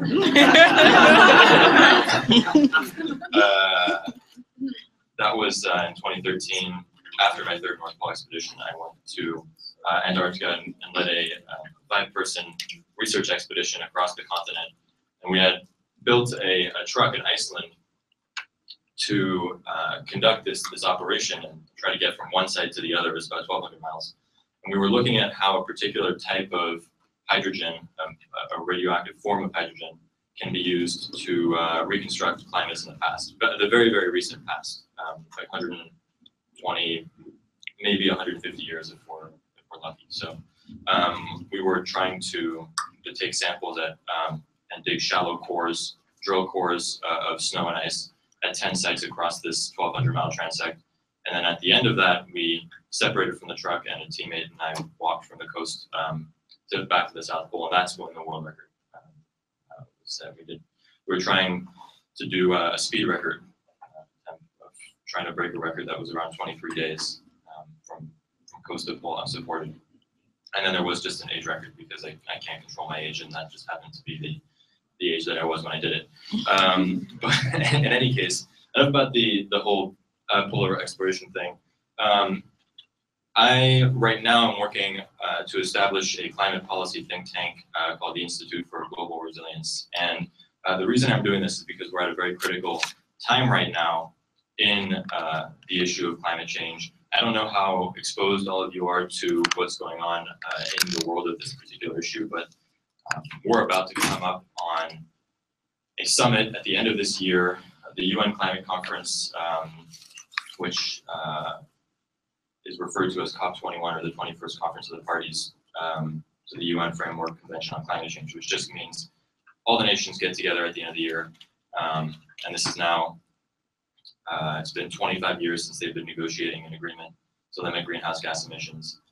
And they've failed monumentally every time. And the idea is that this is really the last opportunity for these nations to demonstrate any sort of credibility within the UN framework. So every imaginable organization, NGO, multilateral, government agency that is remotely related to climate change has been solely dedicated to try to make sure that we can get something out of this summit. Because in recent years, we've seen that the inability of governments to actually come to an agreement has caused very visible problems around the world with the development of of impacts of climate change that are now actually underway that we can no longer avoid. So I wanted to maybe outline a few priorities for 2016, what I'll be working on, what I hope that you can keep in mind if this issue comes up in debate or in your work, or if you hear about it in the news. And these are issues that will be talked about at the summit, but may not necessarily be agreed upon. And this is the problem that we face right now, is that whatever happens at the end of this year, whatever happens at this conference, we're going to get what we're going to get. It's going to be a deal of some sort or not. It may be strong, it may be weak, but that doesn't absolve us from responsibility of actually trying to implement solutions either way. So we do have to find a way of actually implementing solutions to the climate crisis, regardless of what governments actually agree to under international law. So the first area I wanted to talk about was an obvious one, is low carbon power generation. Two things have happened in recent years that are very positive for the replacement of fossil fuels with renewable energy, and that's the decrease in price of solar power and wind power. Solar has just gotten far more inexpensive than we thought it would, and is now competitive in a lot of circumstances with fossil fuels. And there have been innovative financing techniques and methods, or at least mechanisms, is probably a better word, that can help homeowners and business owners power their buildings, power their operations with solar in ways that they weren't really able to before. One of the reasons why solar on an individual scale was so unpopular until pretty recently is because it costs a lot to install. It costs a lot to buy the panels and to install them and have people maintain them. And there's a huge bias against upfront cost in any decision making that requires capital investment. So payment plans, repayment plans, all sorts of innovative financing from companies that have developed installations for solar panels have gone a long way to making sure that we can actually install these without the bias of upfront costs. And what goes kind of hand in hand with this is the support that we give to different types of energy. One thing that has been a really big topic recently is energy subsidies. And at the moment, we know that fossil fuels are being subsidized at around the world at about the rate of $10 million per minute, which is absolutely astonishing. To think that every minute we're subsidizing at the rate of $10 million a fuel that is outdated and needs to be replaced anyway, and that all governments have agreed on anyway. And the G20 actually agreed to phase out fossil fuel subsidies in 2009. What happened since then is kind of disappointing, which is that the US tripled its fossil fuel subsidies, and we still spend something like $85 billion a year on exploration of fossil fuels, or at least governments subsidizing those. And we're not really closer to making any progress on fossil fuel subsidies, but removing energy subsidies in general is agreed upon by pretty much every credible organization or multilateral as an important step towards removing getting past the inertia that fossil fuels have on the system, on the global energy system. Energy efficiency is a huge priority. It can help us if we can implement new technologies that can make buildings, vehicles, industrial processes, and lots of other things more energy efficient.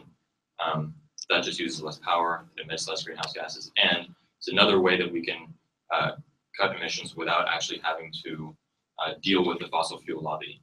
And it's also something that governments can help out with if you have intelligently designed policy, which is if governments can produce loans, for example, to help retrofit buildings that are less efficient, and the energy savings are used to pay back the government over time, that can get, again, past the upfront cost bias. What else is there? Human health is the last thing I really want to mention in terms of priorities. Over 1.5 million people a year die from indoor air pollution. Really just indoor smoke from, for example, inefficient and dirty cook stoves. There's also a lot of deaths from the pollution associated with coal. partially combusted coal, which emits a form of black carbon, which is a kind of type of soot that's a very powerful short-term greenhouse, or it's not a gas, but short-term radiative forcer, which is just something that amplifies the greenhouse effect, I guess. Black carbon and other types of pollutants from coal are very, very, very damaging to the health of an individual, and as a result, the health of the public in general. And even though it's not a direct consequence of climate change, that millions of people are dying every year from black carbon and from other pollution associated with coal, it's really important that we factor these costs into the cost of burning coal. The cost of burning coal is not just the cost of burning a chunk of coal and building the infrastructure around it.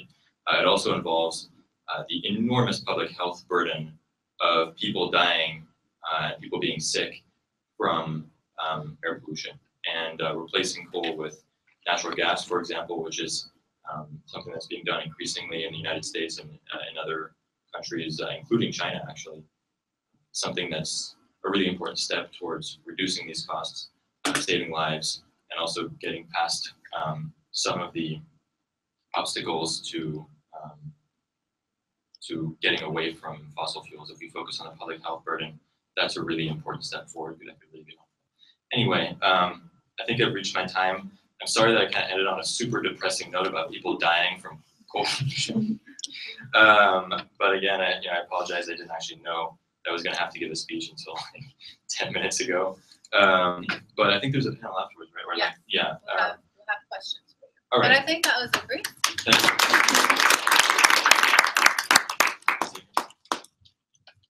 Okay, can everyone hear me? So next we have Poonam, who, again, I'm going to give a very personal introduction for Poonam. So I met Poonam Poonam attended the One Young World Summit in Dublin in 2014. And I met her at the airport. So I was talking with David Jones, right? All three of us were going to the US. And Poonam was this like girl who like came up to both of us. She's like, "Hi guys, how are you?" I was like, "Who is this girl?" And we become such good friends afterwards. She's very vibrant. She's full of energy, wants to help. And what I'll tell you right now, you guys will be shocked. So she has, since One Young World, since that time at the airport, started an organization called Climb. And they have expanded into 12 countries across 4 continents. And they've affected over 20,000 people's lives. And essentially they're trying to raise awareness about rape and what can be done to mitigate that, and how each of us can kind of contribute to hopefully changing the current situation. And so with that, I will let Poonam come up and tell us more about Climb. And thank you for being here. Let's give her a round.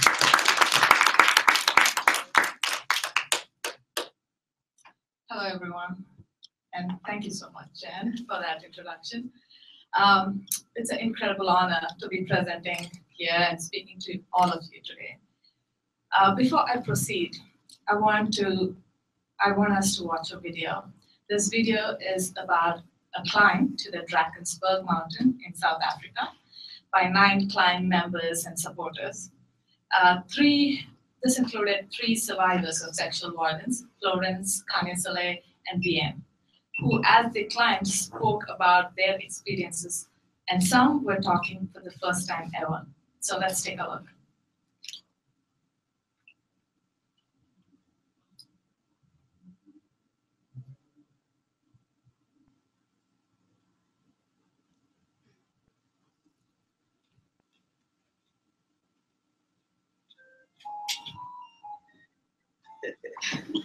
My dads. Welcome to Google.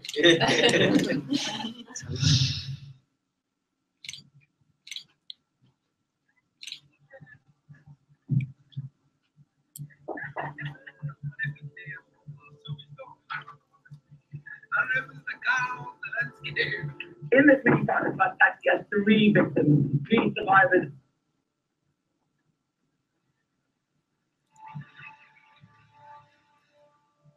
This entire story is about climbing a mountain so that the victims, the survivors, can overcome the struggles. So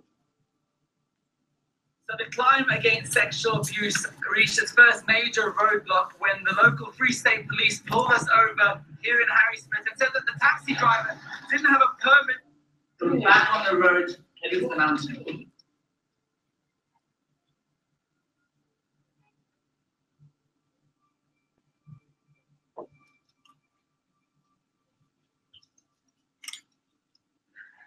It actually started when I was 3, and then 6, and then 9.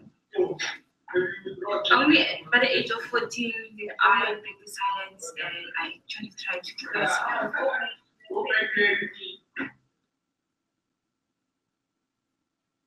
We had a nice chat between us, and what came out from a few people is that they actually try to take their lives. I'm a surviving sexual abuse victim. I never spoke about anything, what happened to anyone. Earlier this year, about February, I actually tried to take my life. Don't think it can't happen to you, especially to the parents. Don't think it can't happen to your child. I mean, it happened to me. The Crime Against Sexual Abuse hikers use the mountain as a metaphor to defeat their own mental demons and inspire others to do the same. That starts with speaking out. Just 45 minutes to go, we're going to be heading to what's known as Moweni Pool. Sexual abuse is big anywhere, especially in South Africa. I would say particularly in this area because of the roles that it's a male dominated areas. Does anyone know what word that is? No, what is it? Beautiful though. It's quite beautiful actually. I'm Kanyisi Lesladwayo. I'm 28 years old. And in 2008, when I was 21, I got kidnapped in the Johannesburg CBD and got raped. I was kidnapped by 2 guys, but only one raped me and the other one just watched. I'm a survivor. This mountain is called Kwamfazi, which means a woman. So it being Women's Month, it's quite great. We're climbing a mountain named after a woman.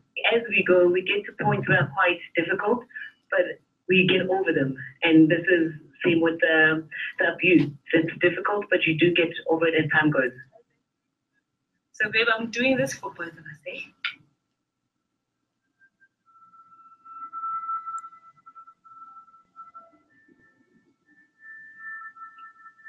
Let's just go into Ubuntu.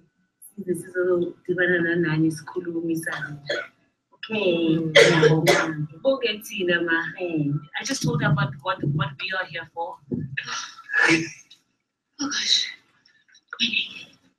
Like sexual violence, this climb is not easy, but one has to carry on. I'm tired. Yeah. You see right there, those are the rock paintings, and that's just the ancestors telling their stories like we telling our story.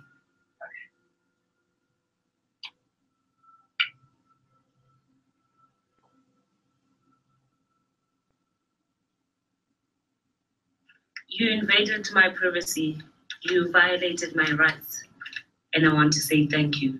Thank you for raping me. You brought out the best in me. I'm the best me there can ever be, and it's thanks to you. P.S. Hope you get the help you need.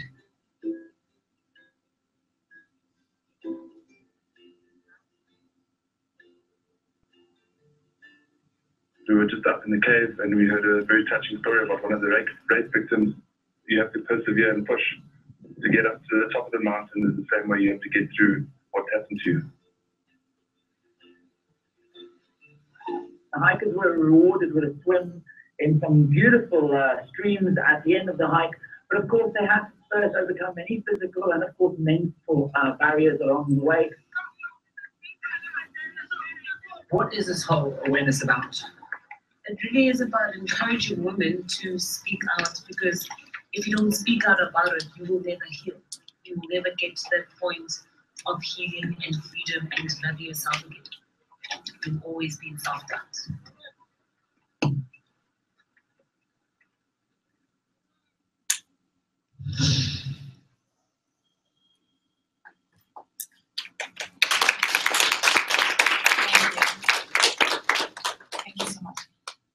So in the time it took you to watch that video, someone somewhere in this very country was another victim of rape.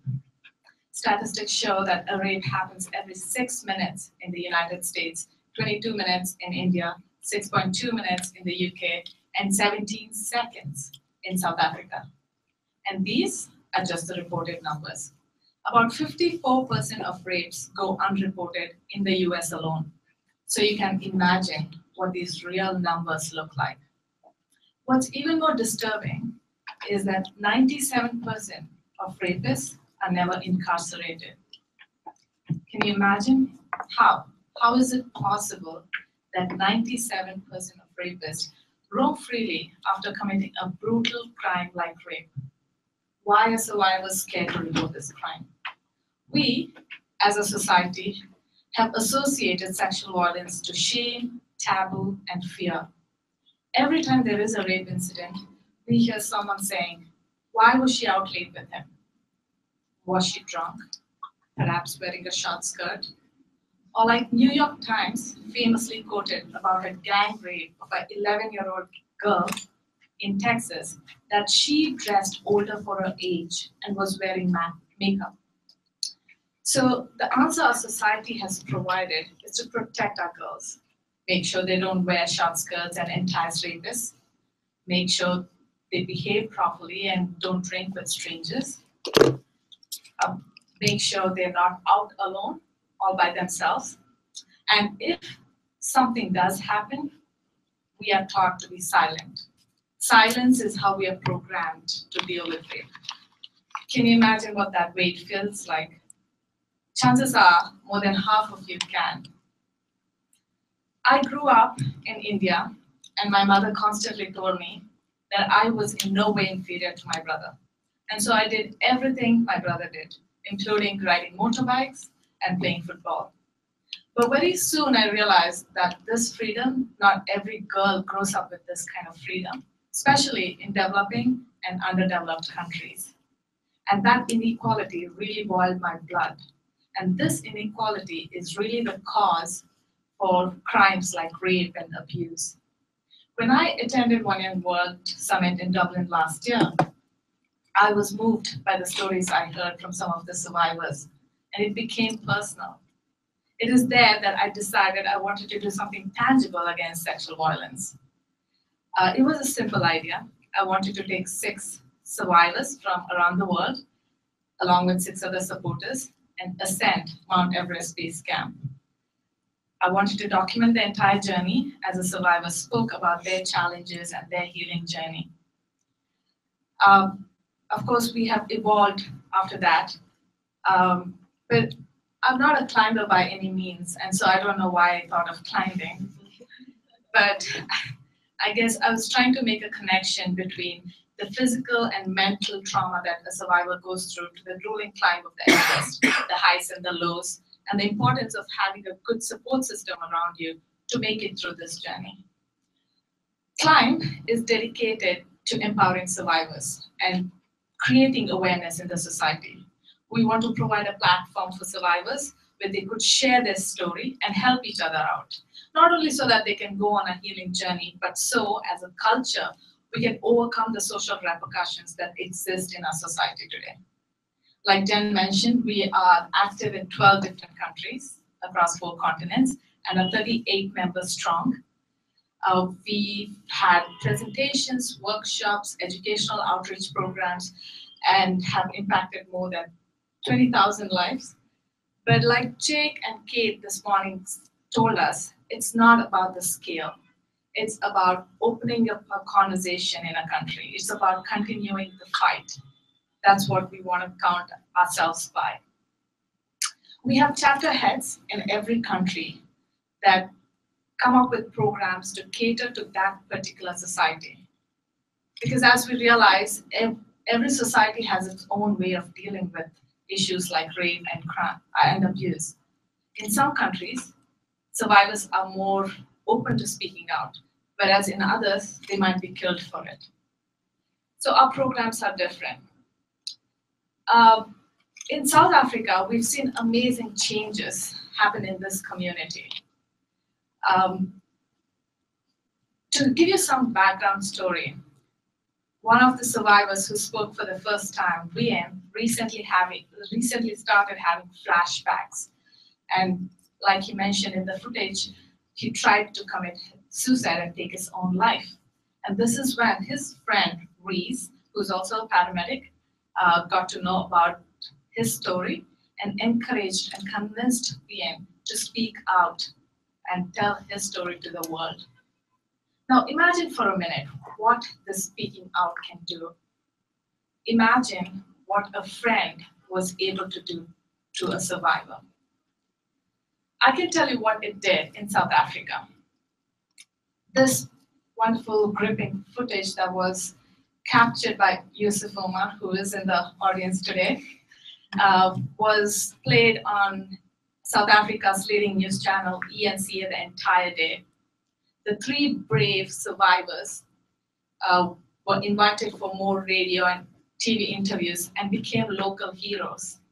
But most importantly, it had opened up a conversation about sexual violence in that community. More potential partnerships were formed after this climb so that we can create more awareness in the society. Potential sponsors also came forward to help us with our future climbs. And all this happened with just 3 survivors speaking out.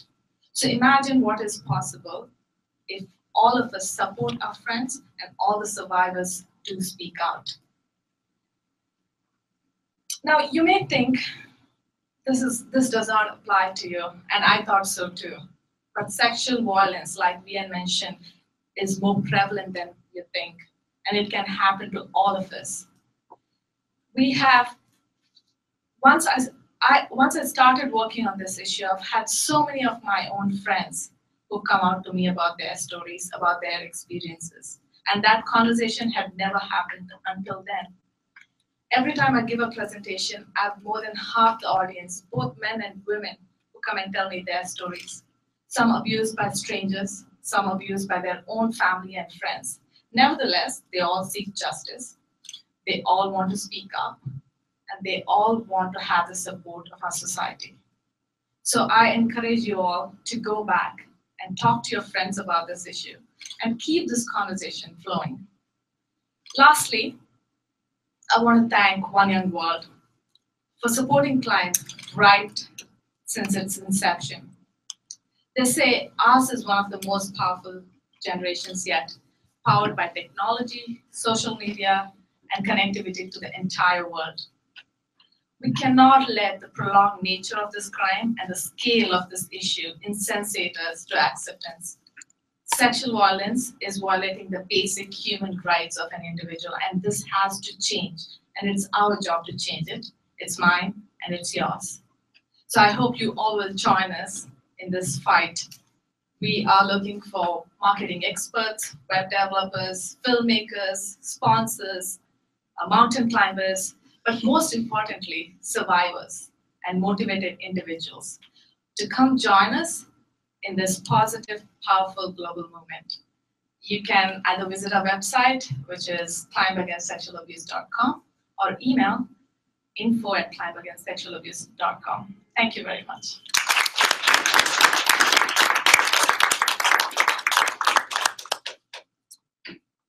So yes, thank you, Poonam. That was very touching video.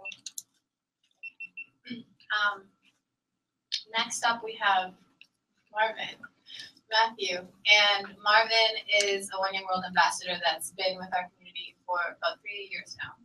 Marvin went to the 2012 summit in Pittsburgh, and he is another very inspiring individual. He's an entrepreneur, self-employed, and just like thought about to start working with the United Nations to get them as well to start backing other youth and whatever programs that they work on. And so we're going to have Marvin talk to us about some of his initiatives with the United Nations, as well as hopefully some of the work that he is involved in. So let's all welcome Marvin.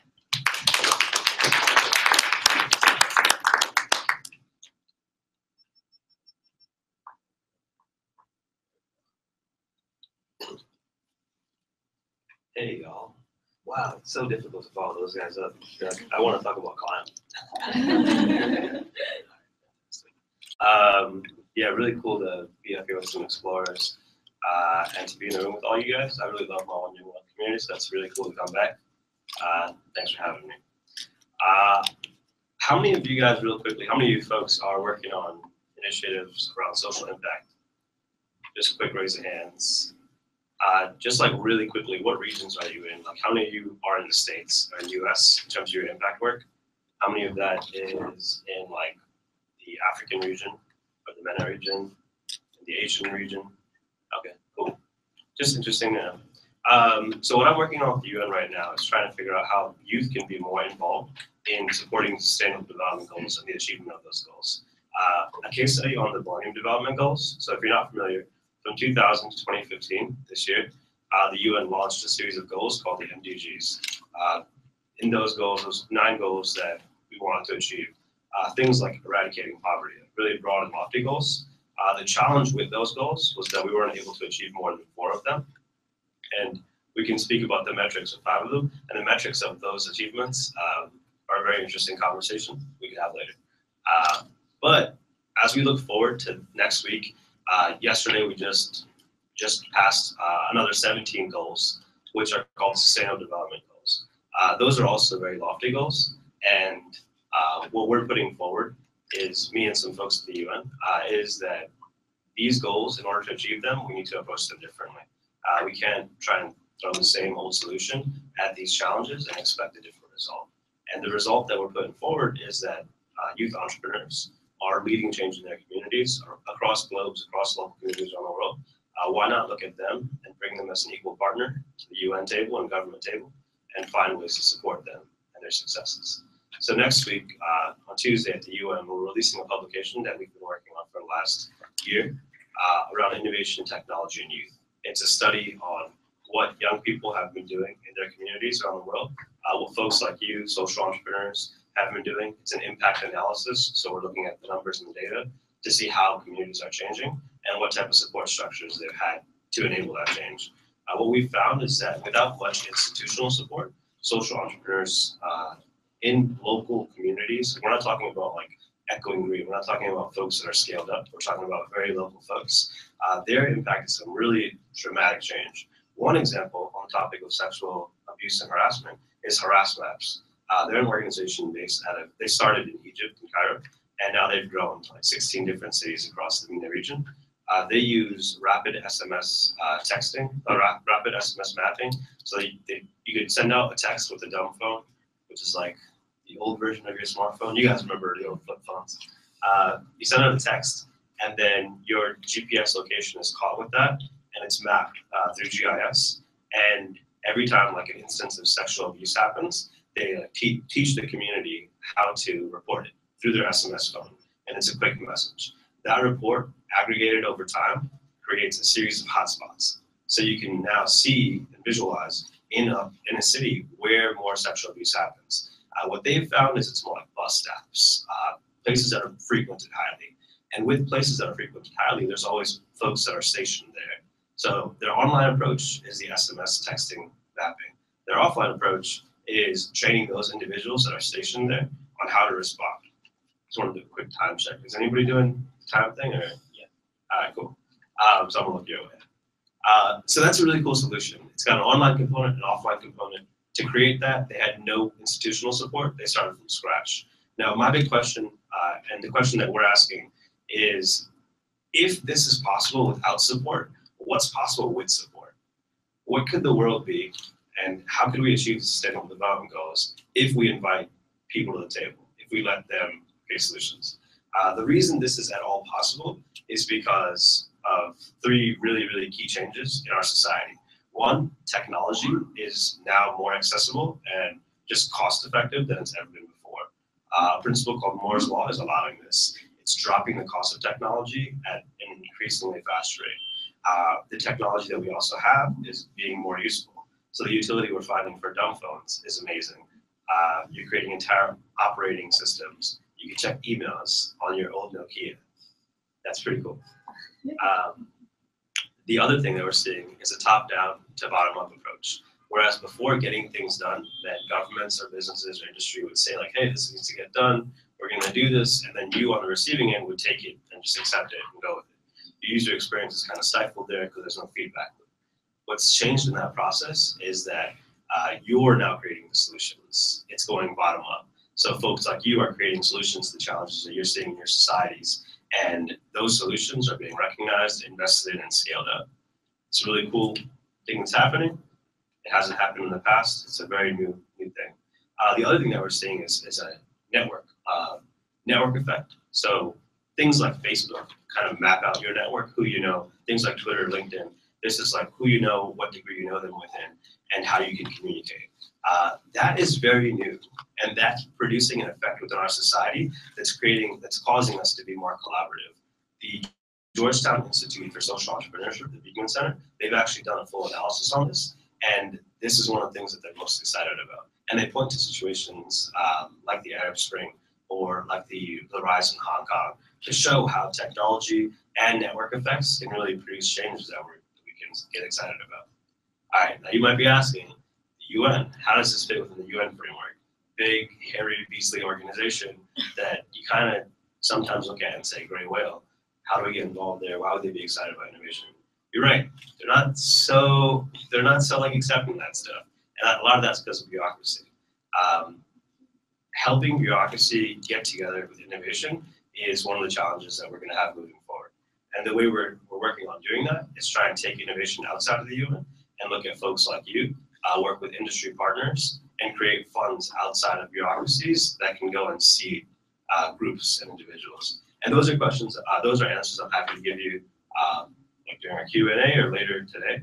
But after we release this publication next week, we're going to be doing a series of different conversations, fund creations. We're working closely with the CTO of Cisco. She actually wrote the preface for the document.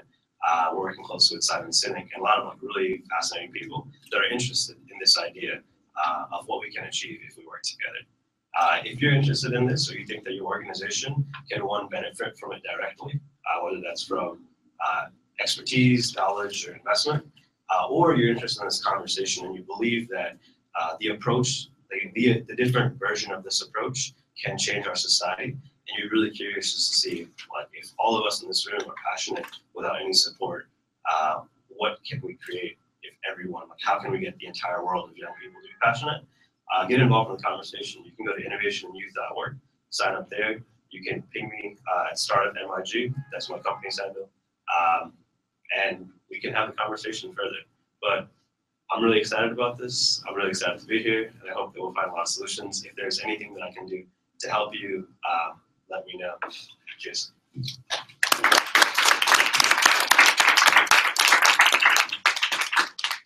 Thank you so much, Marvin. We'll see you right here. So who's inspired by these three? These are all people like us who basically said that they wanted to set aside a goal and actually work toward it. They focused on it and have been able to impact change. So who's excited? Show hands.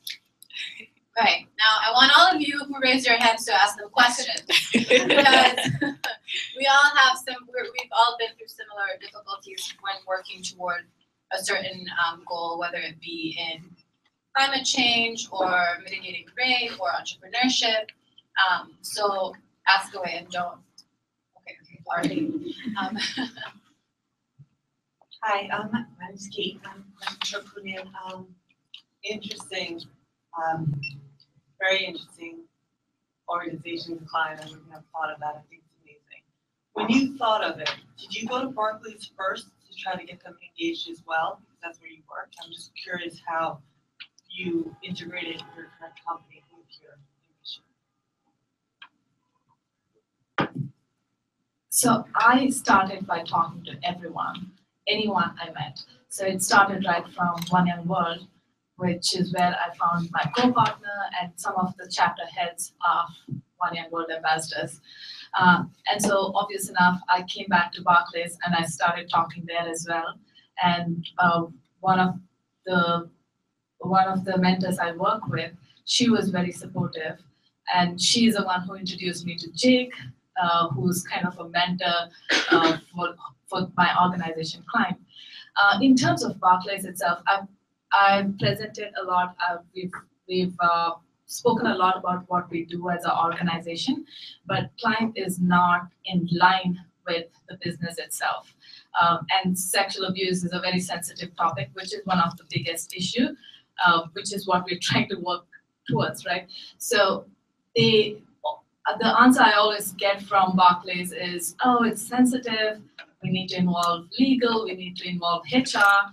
And so Barclays doesn't really want to connect their name with anything to do with sexual violence itself. But it'll be very unfair if I say Barclays didn't help me at all. I've had numerous people from Barclays join the organization as members. When I wanted to have a website, our website was up in 3 days, thanks to guys I work with within the IT department. We've had, we formed partnerships with various organizations through Barclays. So Barclays has helped us gain partnerships, gain people resources, but not directly in terms of sponsorship or in terms of associating their name with client.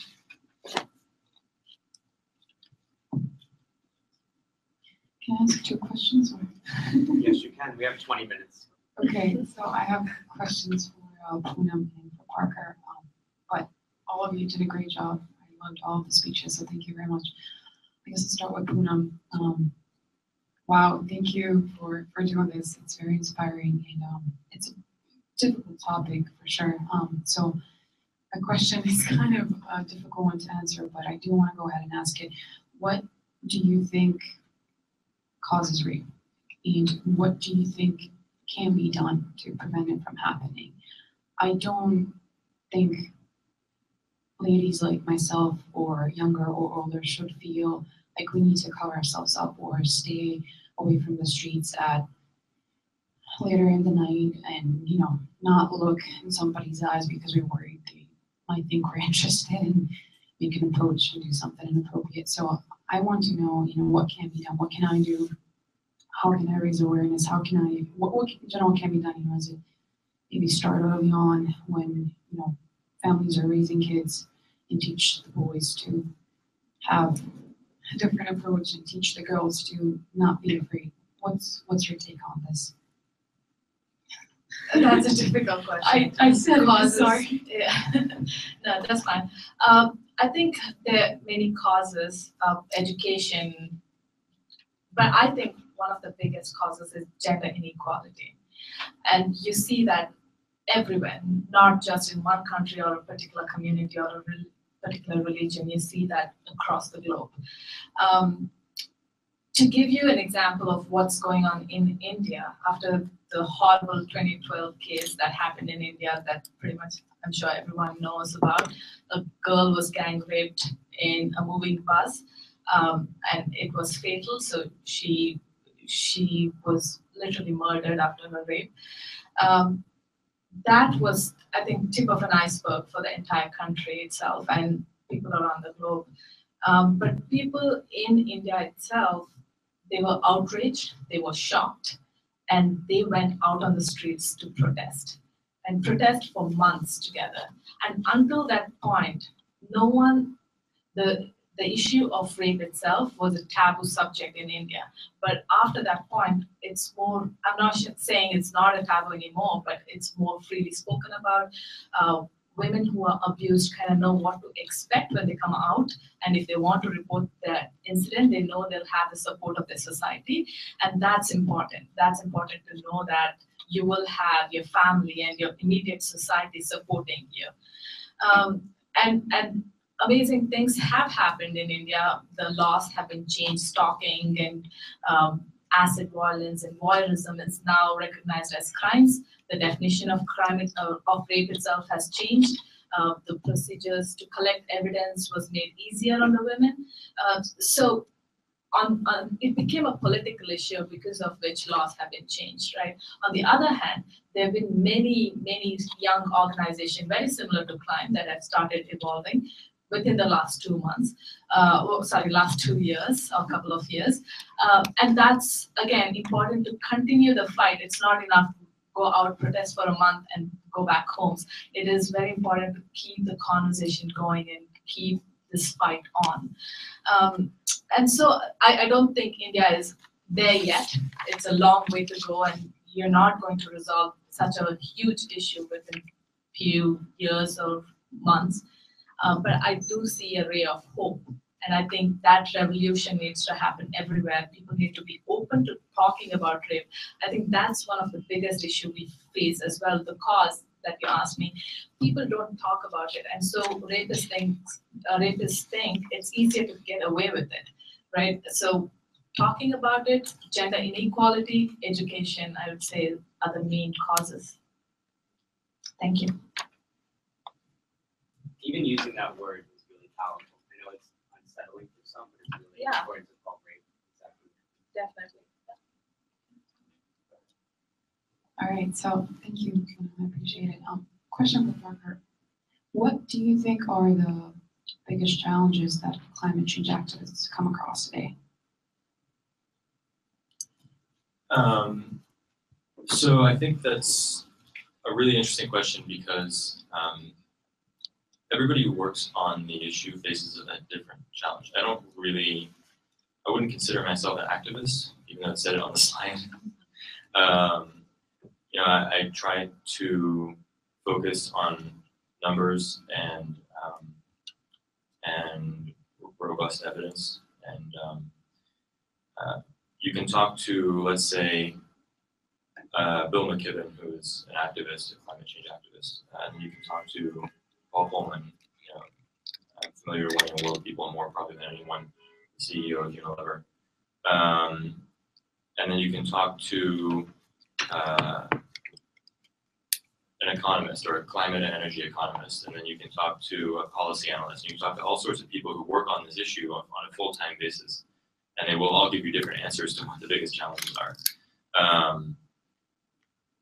I think there are some generally agreed upon obstacles, which is that, for example, the biggest economies in the world, the ones that really do need to step up and lead, have always been kind of at odds with each other about who takes on what responsibility. Kind of tying into this is domestic politics. In the US, for example, you can't rely on the government to agree to any sort of action plan that requires congressional approval or a significant budget, really. The president has authority to implement, or at least the EPA, the Environmental Protection Agency, has the authority to implement whatever regulations they can under the Clean Air Act. And that's something that could just be reversed under the next president.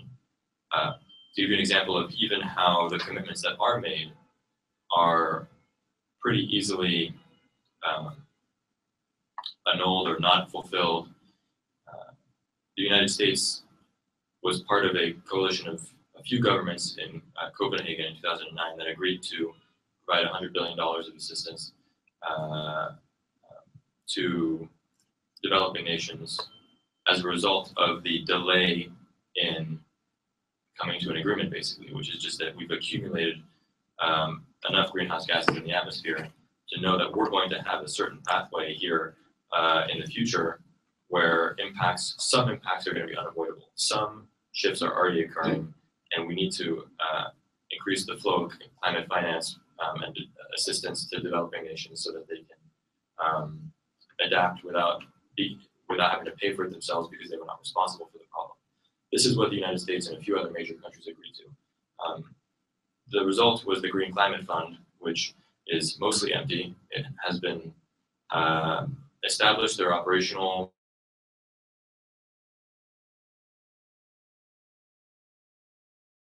Money. The US committed $3 billion, which is not anywhere near what they were supposed to agree to. And of those $3 billion, they've given $0. So it's effectively like they haven't agreed to anything at all. From my perspective, and because I don't want to go too long, the biggest obstacles to action to address climate change, I think, lie within a few main categories beyond the obvious that are the fossil fuel lobby and things like that. Number one, we, in my view, have a systematic over-reliance on the UN system.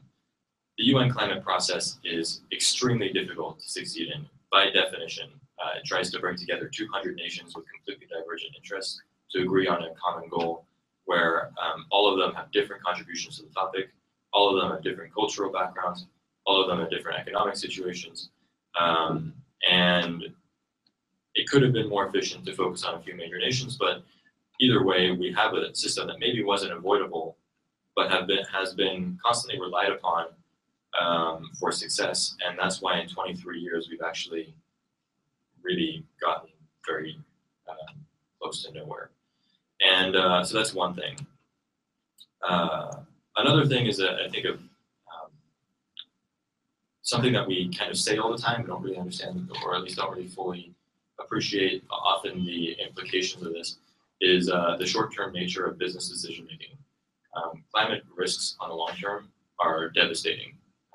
If you analyze the long-term impacts of climate change, if it goes unmitigated, the economic impact, the economic toll is really very disastrous.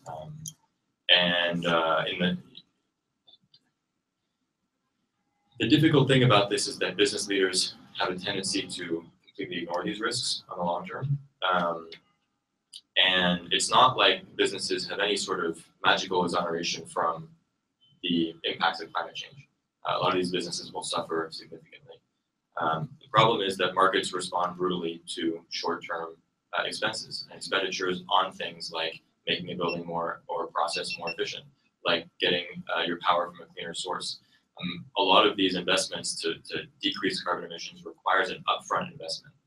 And this is something that companies just don't want to pay for. And so finding, I think, a middle ground where we can both engage business leaders on a long-term, at least longer-term timescale, based on real economics, real numbers, and science, and at the same time, finding ways to assist the private sector in becoming leaders on this front and help us, one, reduce our reliance on official diplomatic channels, which are always very slow, and two, not place so much burden on the private sector, which will never, as part of a capitalist system, will never agree to costs that are either unreasonable or something that they just don't want to pay for in the short term. So that's the main other factor, I think. It's just the short-term nature of human decision-making and business decision-making. Thank you, incredibly knowledgeable. Next.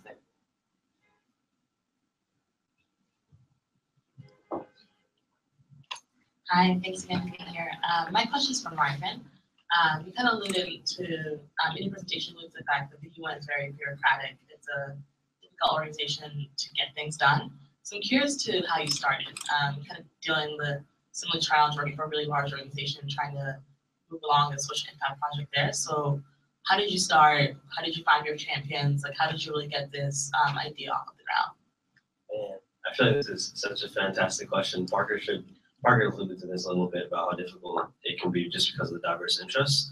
But on top of those interests, there's so many ongoing projects, which I think make it another challenge because priorities and investing in youth may not always be like a thing for a lot of people. But yeah, so all right. So to start from where I started, so I'm by trade I'm an entrepreneur. I built and sold a clean tech company, and then now I'm working on supporting other entrepreneurs through MIG. The UN, or a friend through a group I was involved with at the UN, asked me to come and support them on innovation entrepreneurship. So I've been working with a small policy group at the UN around just how can they be more thoughtful about entrepreneurship and promoting that. That conversation happened. It was really, really slow. They have a weekly meeting and great group of folks, but just not a lot is getting done there. And we had a conversation about that. So I think once somebody identified me as someone to work with, I was very forward in my complaints. Like, hey, this is moving really slowly. These are challenges. You can't get shit done here. And they like heard me. And because of that, they said like, all right, well, what about this like different approach? Would you be interested in that? And the different approach wasn't what I would have taken. Like I would have started on a product right away or mapped out an idea. His solution was create a publication. It's like write a document that supports this idea so that other people can get on board with it. And I think that's really how the UN works. There's got to be some type of document or white paper to say like, hey, this is like the rough facts. This is exactly what the numbers look like. These are the different stakeholders involved. This is analysis. This is what the business and the markets look like, and this is how they're doing it, and this is how governments are looking at it. That's essentially like what our document that releases next week covers pretty much, and it's taken a year to do.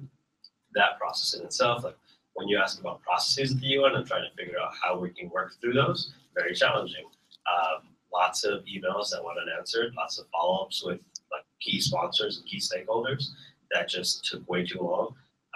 Lots of like things just sitting on desks, not touched for a couple months until like priorities realigned.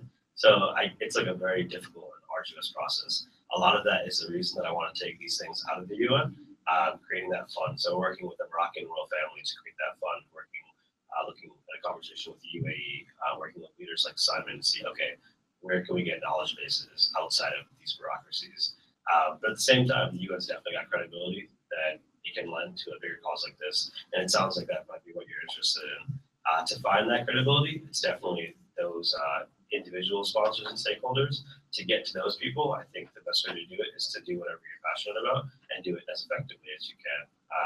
And that's honestly the best insight that I can offer, because the way I got to it wasn't like a plan. I didn't say like, I want to go work with the UN, let me scheme out how to do it. It was literally just like, I'm going to do what I love and do it as well as I can, and keep like trying to have conversations with larger groups of people to see how I can help them, and eventually those things align. But if you're interested in a specific part of the UN, I am very happy to help get you connected to the right folks and see how it is that we can help you execute on your passions. Let's have a conversation about that afterwards.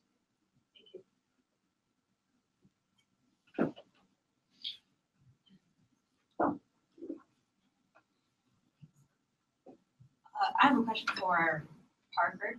Parker, I was wondering how important is it to focus, I guess, on this kind of global treaty agreement process when it's been happening for going on 23 years now, rather than I guess building like a domestic movement in our country and changing kind of treaty like they did in Germany. So I'm wondering like how much focus should we have on this international process versus domestic? Yeah, I think, again, this is a question that a lot of people, analysts, everyone's going to have a different answer to this question. I think everyone will agree, typically, or everyone kind of knows the process will agree that we have this opportunity. We shouldn't waste it. We should, at best, or at least try our very best to come up with the strongest imaginable agreement. The way that this particular summit has come about, and the way that it's been pegged as the kind of last great chance, which is a little bit what Copenhagen was, but since it was a failure, you guys try again, means that we kind of know in advance what countries are prepared to commit to. So at the moment, about a year ago, we had the 2014 version of this summit, which is a much smaller, not much smaller, but really preparatory for this one. It was designed as a summit to create a draft agreement that would be the basis for something that could be agreed upon in Paris at the end of this year.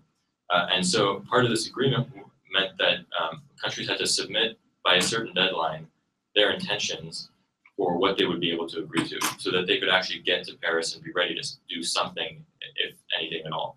And as a result, we have knowledge about what a lot of countries have already been prepared to agree to. I think about 60 countries have submitted what are called INDCs, which are intended nationally determined contributions to this deal. I've run the numbers. A lot of people have. The more important countries have submitted their pledges. 60 out of 190 something is not enough.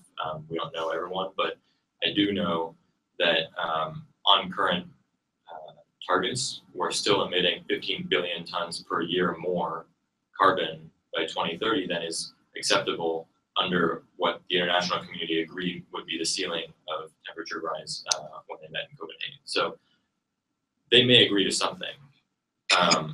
The agreement itself is important.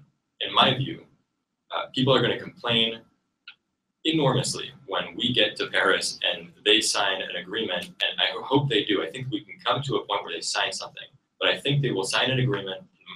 My kind of lame prediction for what's going to happen in Paris is they're going to sign an agreement that will be binding, but it will be weak, and it will not guarantee. It will guarantee a certain amount, probably somewhere along the lines of the INDCs that are already contributed, but it will not guarantee anywhere near enough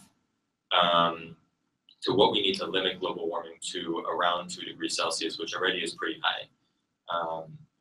The reason why, for me, this is better news than a lot of people will think is that it gives us predictability.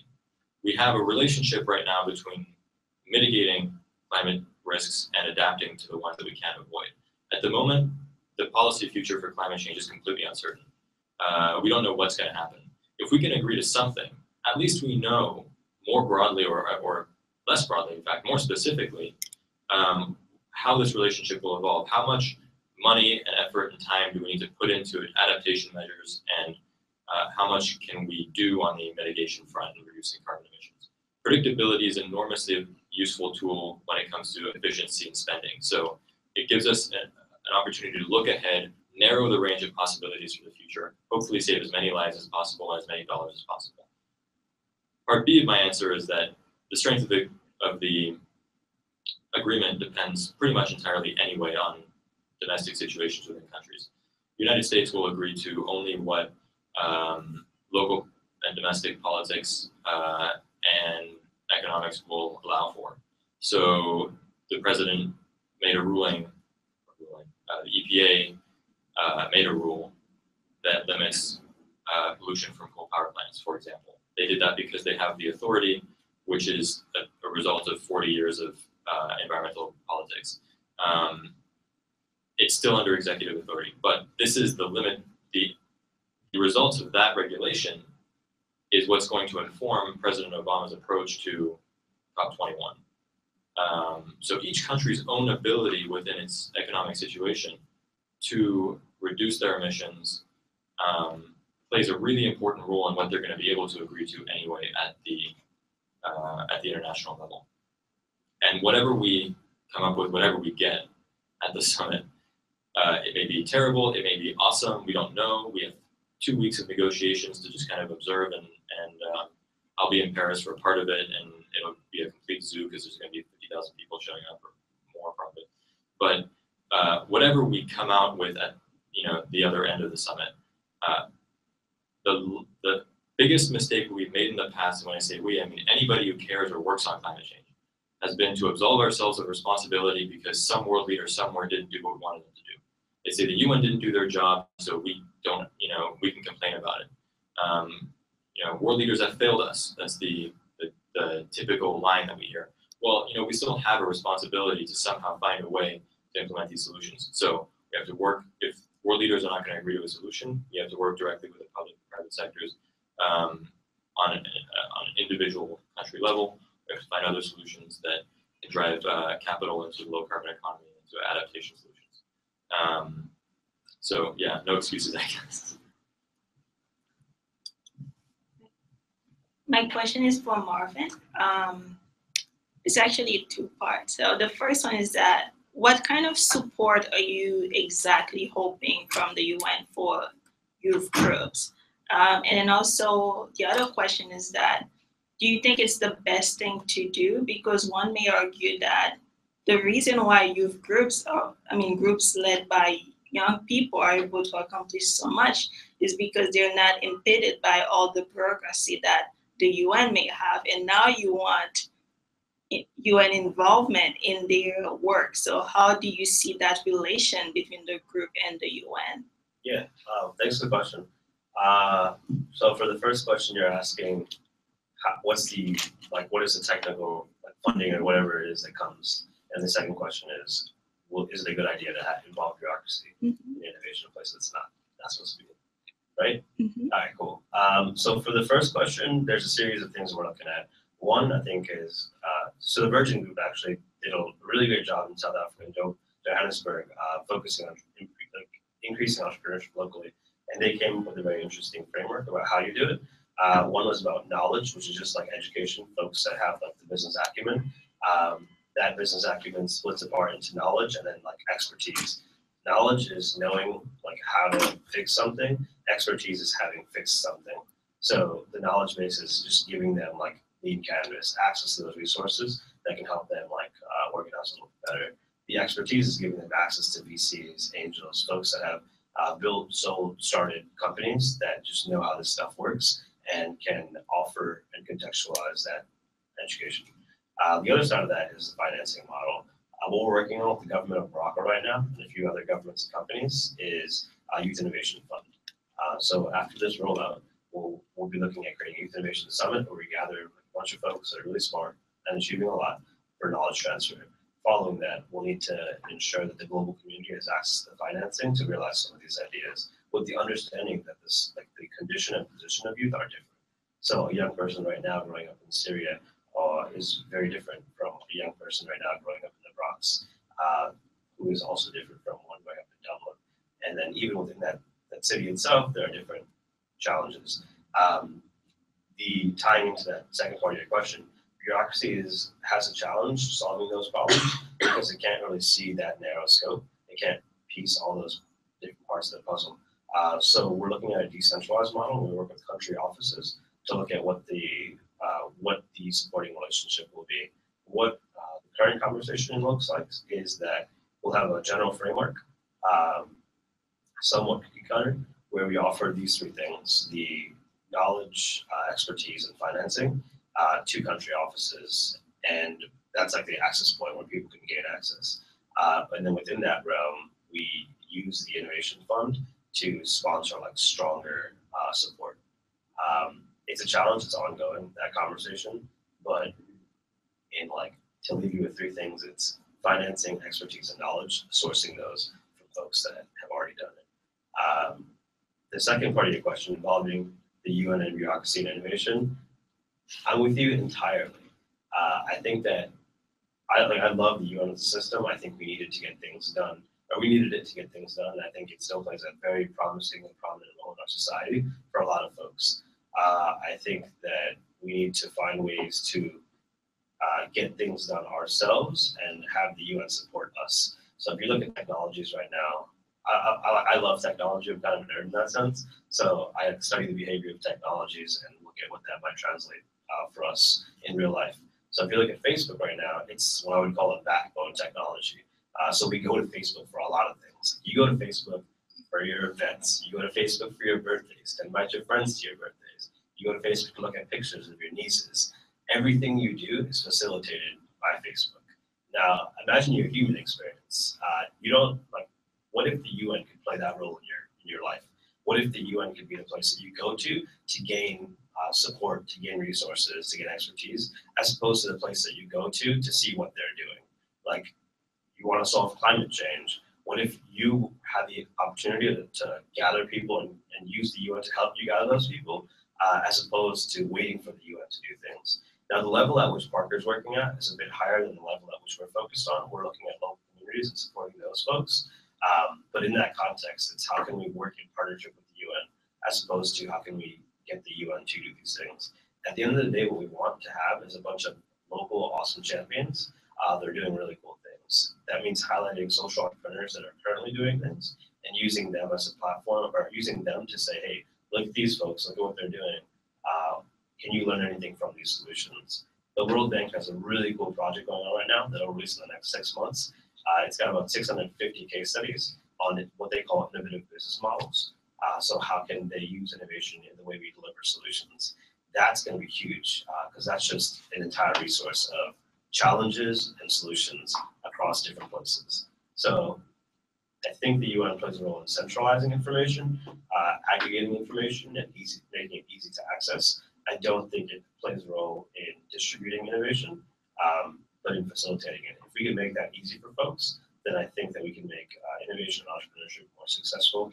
And if we align that with the Sustainable Development Agenda, I think that what we're doing is making our goals more likely to achieve and involving a lot more players while doing it.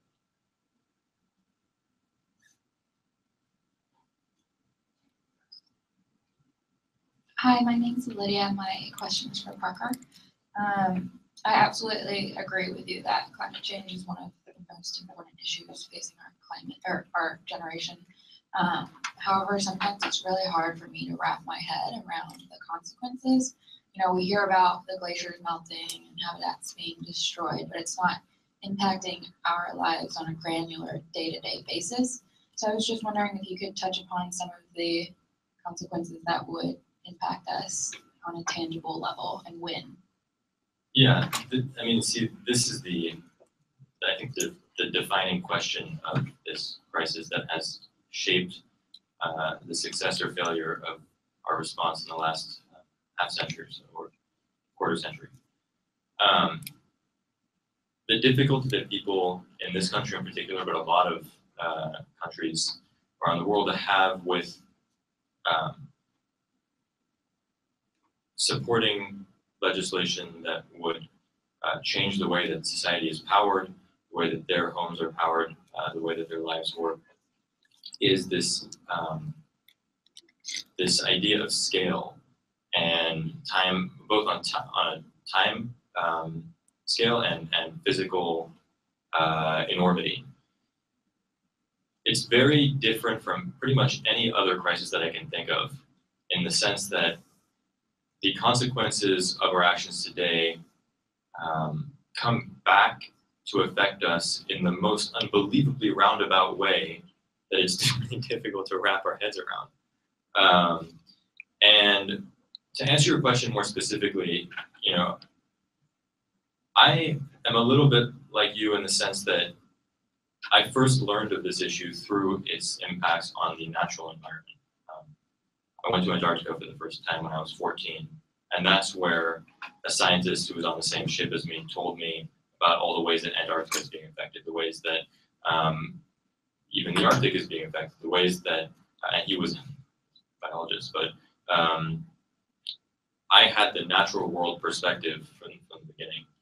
But for me, and I think what's one of the most important aspects to this issue, for me personally anyway, people are going to disagree everywhere, is the fact that this is not an environmental problem.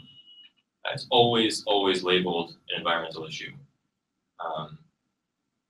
No, for me, this is a social problem, it's an economic problem, and lastly, maybe a political problem because the solutions lie partly within the politics.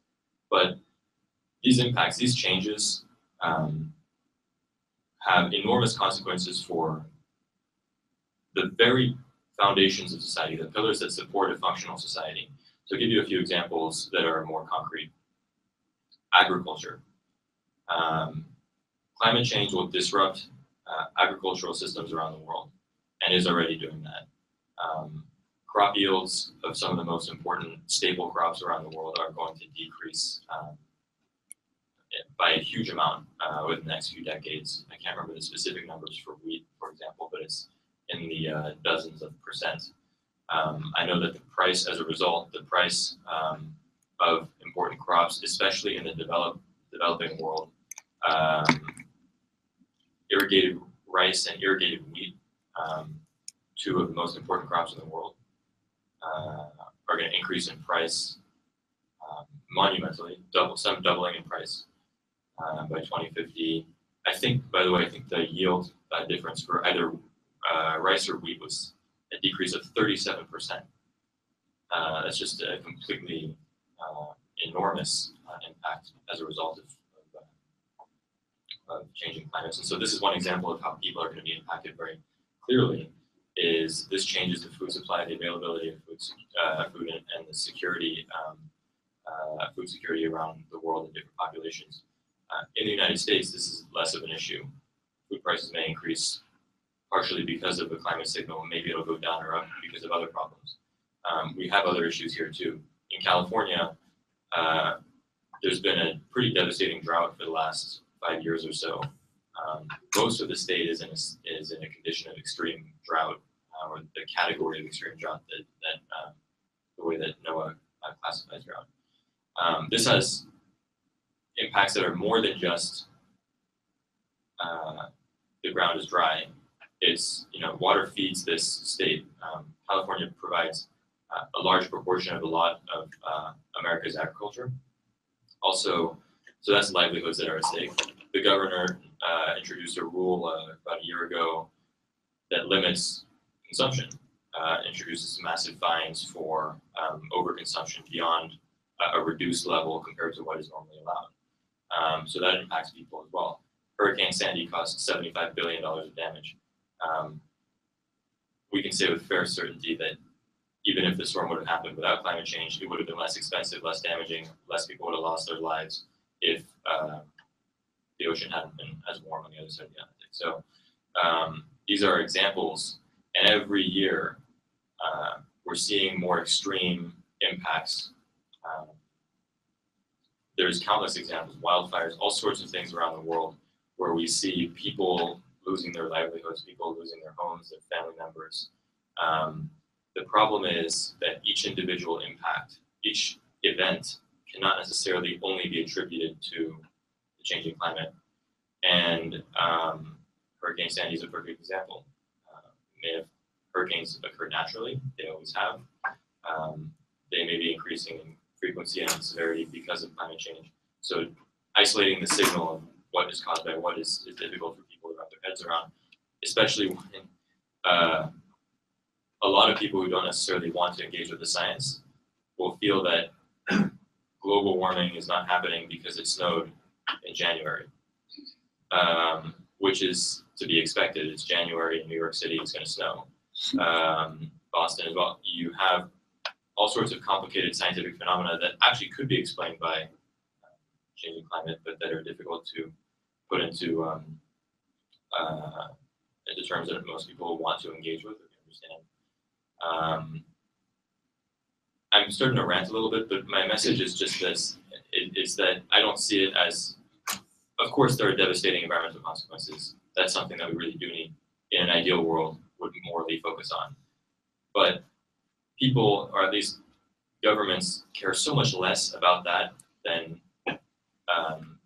things like economic growth and politics in general, that already that's so far down the list of priorities that it's impossible to deal with. If it were purely environmental problem, it would be even more impossible than it is now. The fact that it affects so many people, and the fact that it's going to have such enormous economic consequences in the region of, I can't remember what, there was a report a couple of years ago that said that unmitigated climate change would cost around just under 5% of global GDP. So the cost is enormous, and that translates to human lives. And that's, I think, the key takeaway, is that it's happening today, it's going to happen worse in the future. It's really a human issue, not an environmental one. And we only have time for one last question.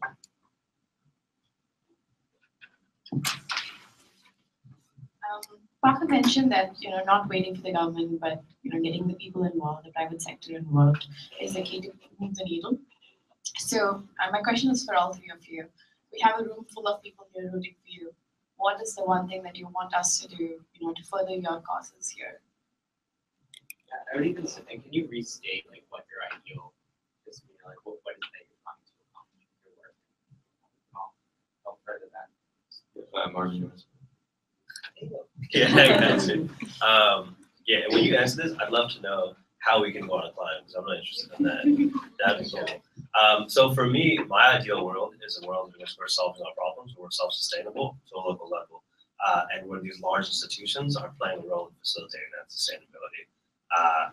My question, or my offer on that end, is what we're trying to create here is really a how can I help you situation. What we want to do is make the UN a how can I help you organization. Instead of you trying to figure out how to navigate this big hairy monster, we want to make it really easy. So there's a link, innovationandyouth.org. There's a list, there's a Google form on that, and you can sign up for that form.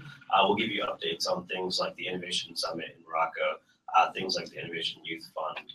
Over the next couple of months, after we're on the publication, we'll be looking to get ideas and support on things that you need and priorities that you think we should focus on. Your ideas would be highly valuable, and things that specific needs that you have in your organizations would be really, really incredible.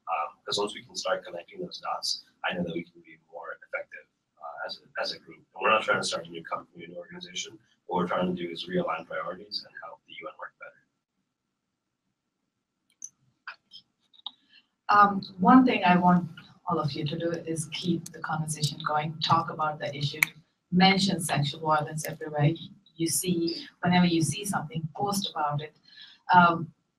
From my own example, when I came back from One Young World last year, I posted Amanda. I'm sure all of you know about Amanda, who was raped when she was running. And it took her, that was a small thing she got over, but it took her 10 more years to get back to running again because of the trauma and the hours of counseling that she had to go through. So, but the point of my story was I put up this one video on my Facebook, and next morning I woke up to so many messages from my own friends who were trying to tell me about their experiences and their stories. And that's when I realized how prevalent sexual violence is, and how till then I didn't even know about these friends of mine who've been through this, because we never discuss it, it never comes up in the conversation. So definitely, I encourage you all to talk about it, keep the conversation going. And secondly, if you can come join us, we welcome our members from every walk of life. We've come up with a lot of new programs, workshops based on people's suggestions and what they want to do for their community, because you know your community best. Like our head in Pakistan knows how to deal with their survivors, because survivors can't be very open about it. They're abandoned by their families. So how to go about, counseling them, how to go about making them, empowering them. That person from that community knows the best. And so we definitely welcome ideas, different programs, structures. Please write to me or write to us at info@sexualabuse.com, or just talk to me. Thank you. So when I was thinking about how to answer this question, I went through all the things that I was doing, and I thought to myself, how can the people in this room serve my interests the best? How can they help me achieve the goals that I want to achieve? And then I realized actually, there's actually one thing that I would love for all of you to do that has nothing to do with me really, because I was not involved in this project.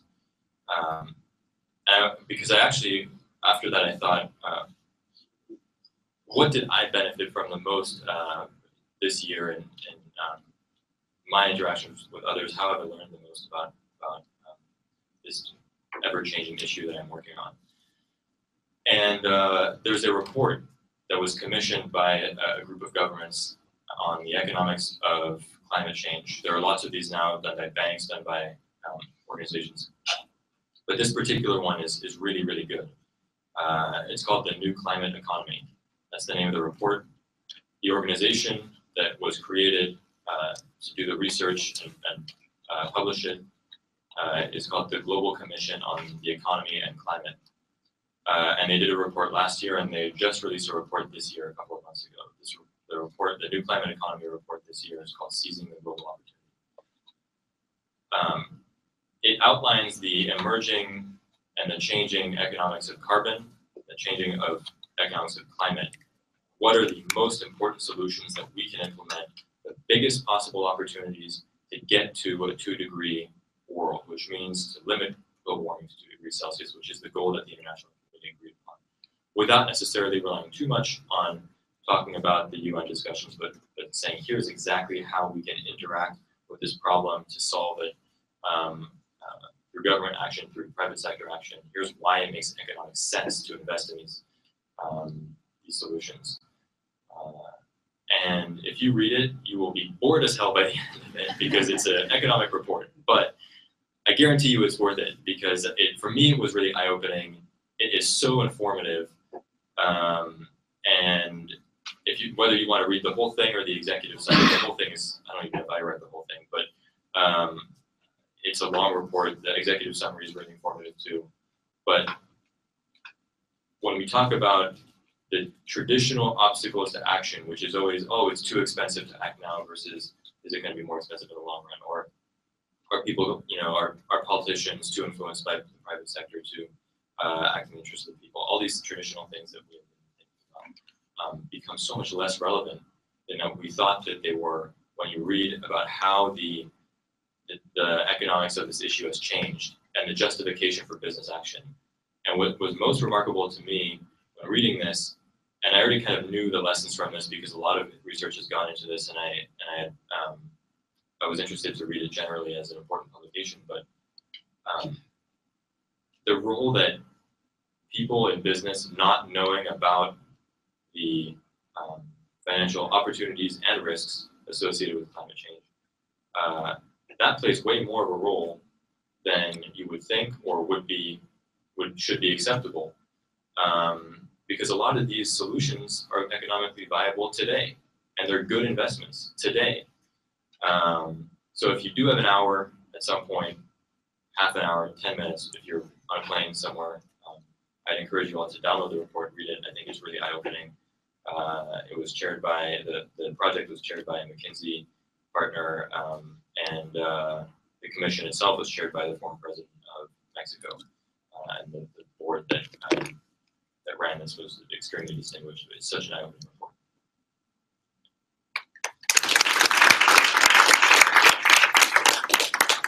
So I want to take a quick second to say thank you again to all our speakers. They were really informative, and we'll have them write down each of their action items that they just mentioned so that we can post that on the Facebook page and tweet that out so that each of you can kind of follow up on that. We're going to try to wrap this up and head out to lunch. We need to be out of the space soon. So but before, let's take a quick selfie. Inaugural selfie. And then let's all head out to the frying pan and kind of mingle and talk there. But thank you all for coming. For those of you that weren't able to join us, thank you for joining us virtually, and see you again soon. Thank you.